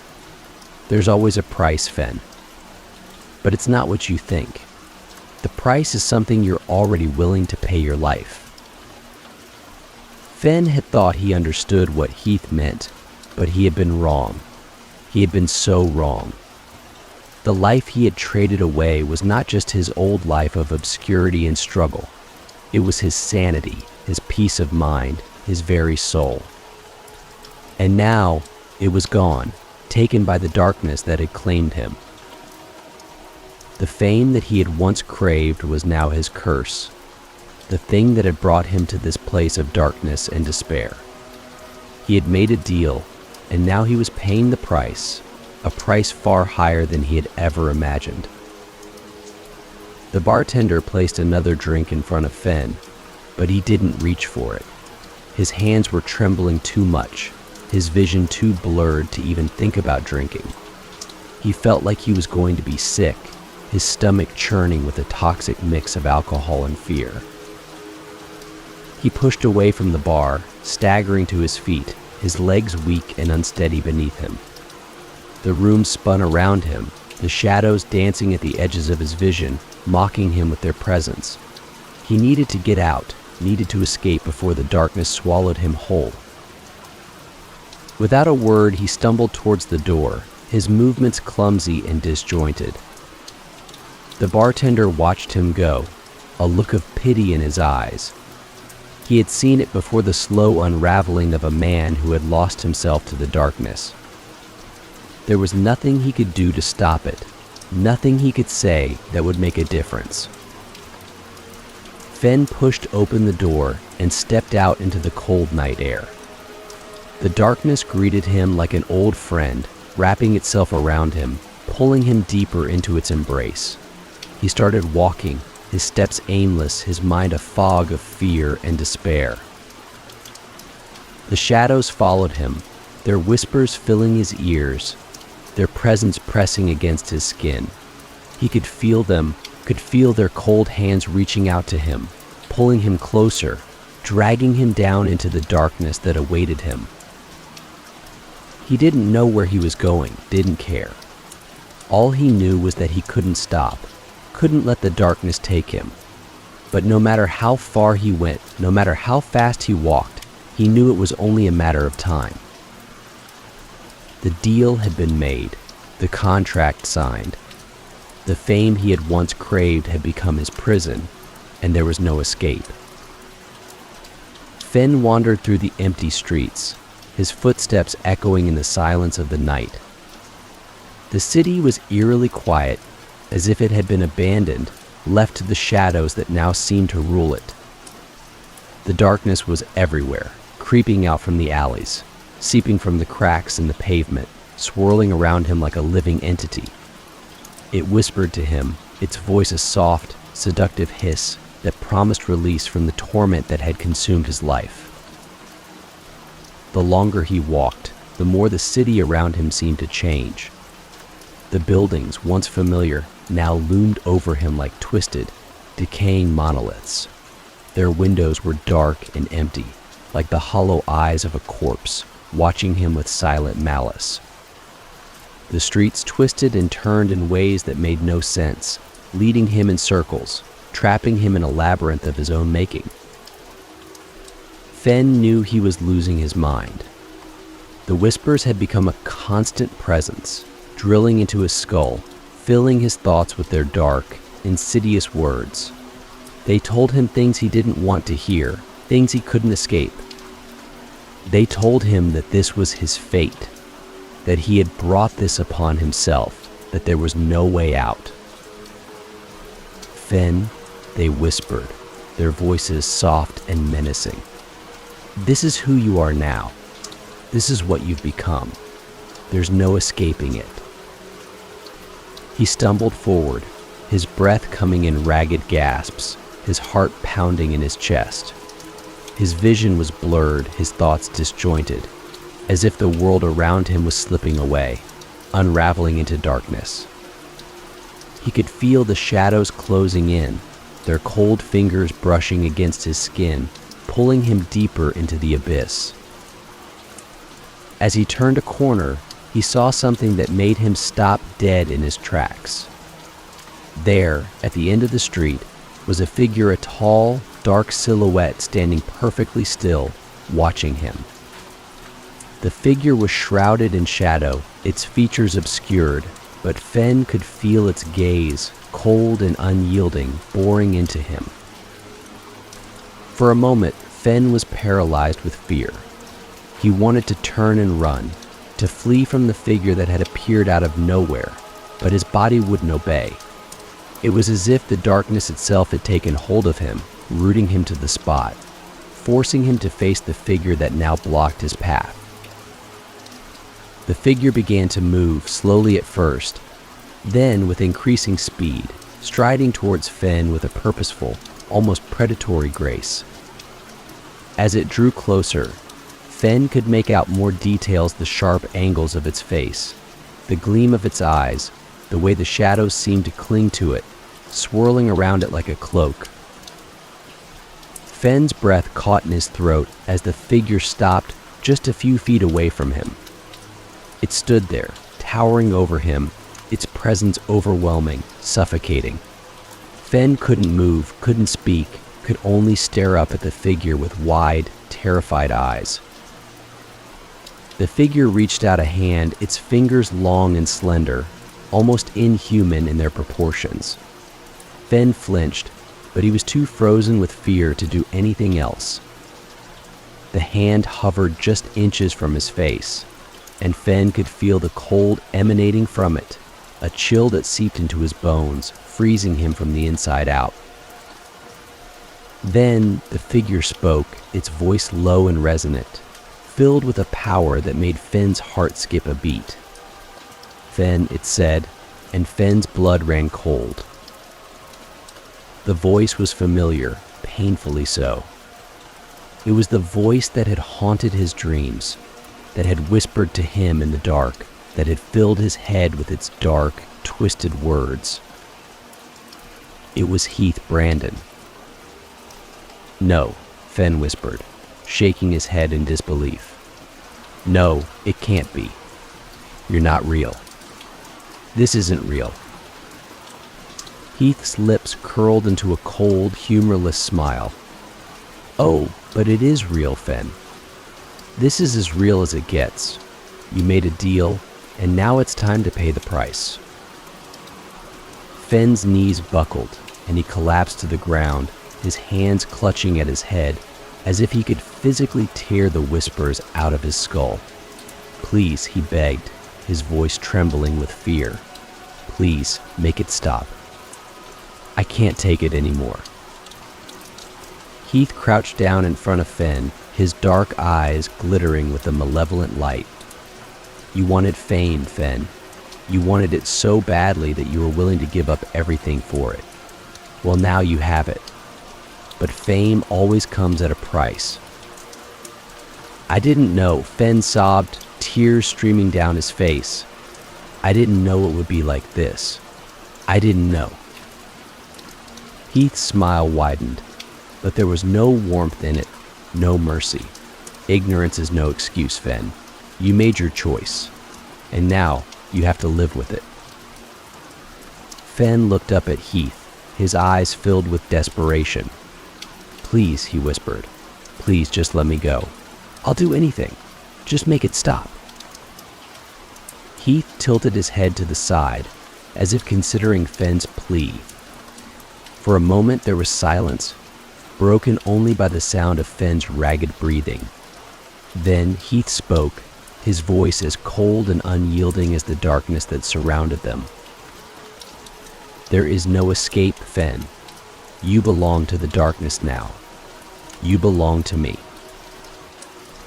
Fenn felt a surge of terror, unlike anything he had ever experienced. The darkness pressed in around him, suffocating, overwhelming, as if it was trying to consume him, to swallow him whole. He could feel it seeping into his skin, into his mind, into his soul, filling him with its cold, relentless presence. "No," Fenn screamed, his voice raw with desperation. He scrambled to his feet, his body trembling with fear, and tried to run, but his legs wouldn't cooperate.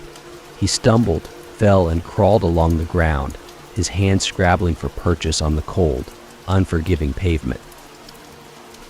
Heath stood over him, watching him with those dark, empty eyes, his expression unreadable. "You can't run from this, Fenn. You can't run from me."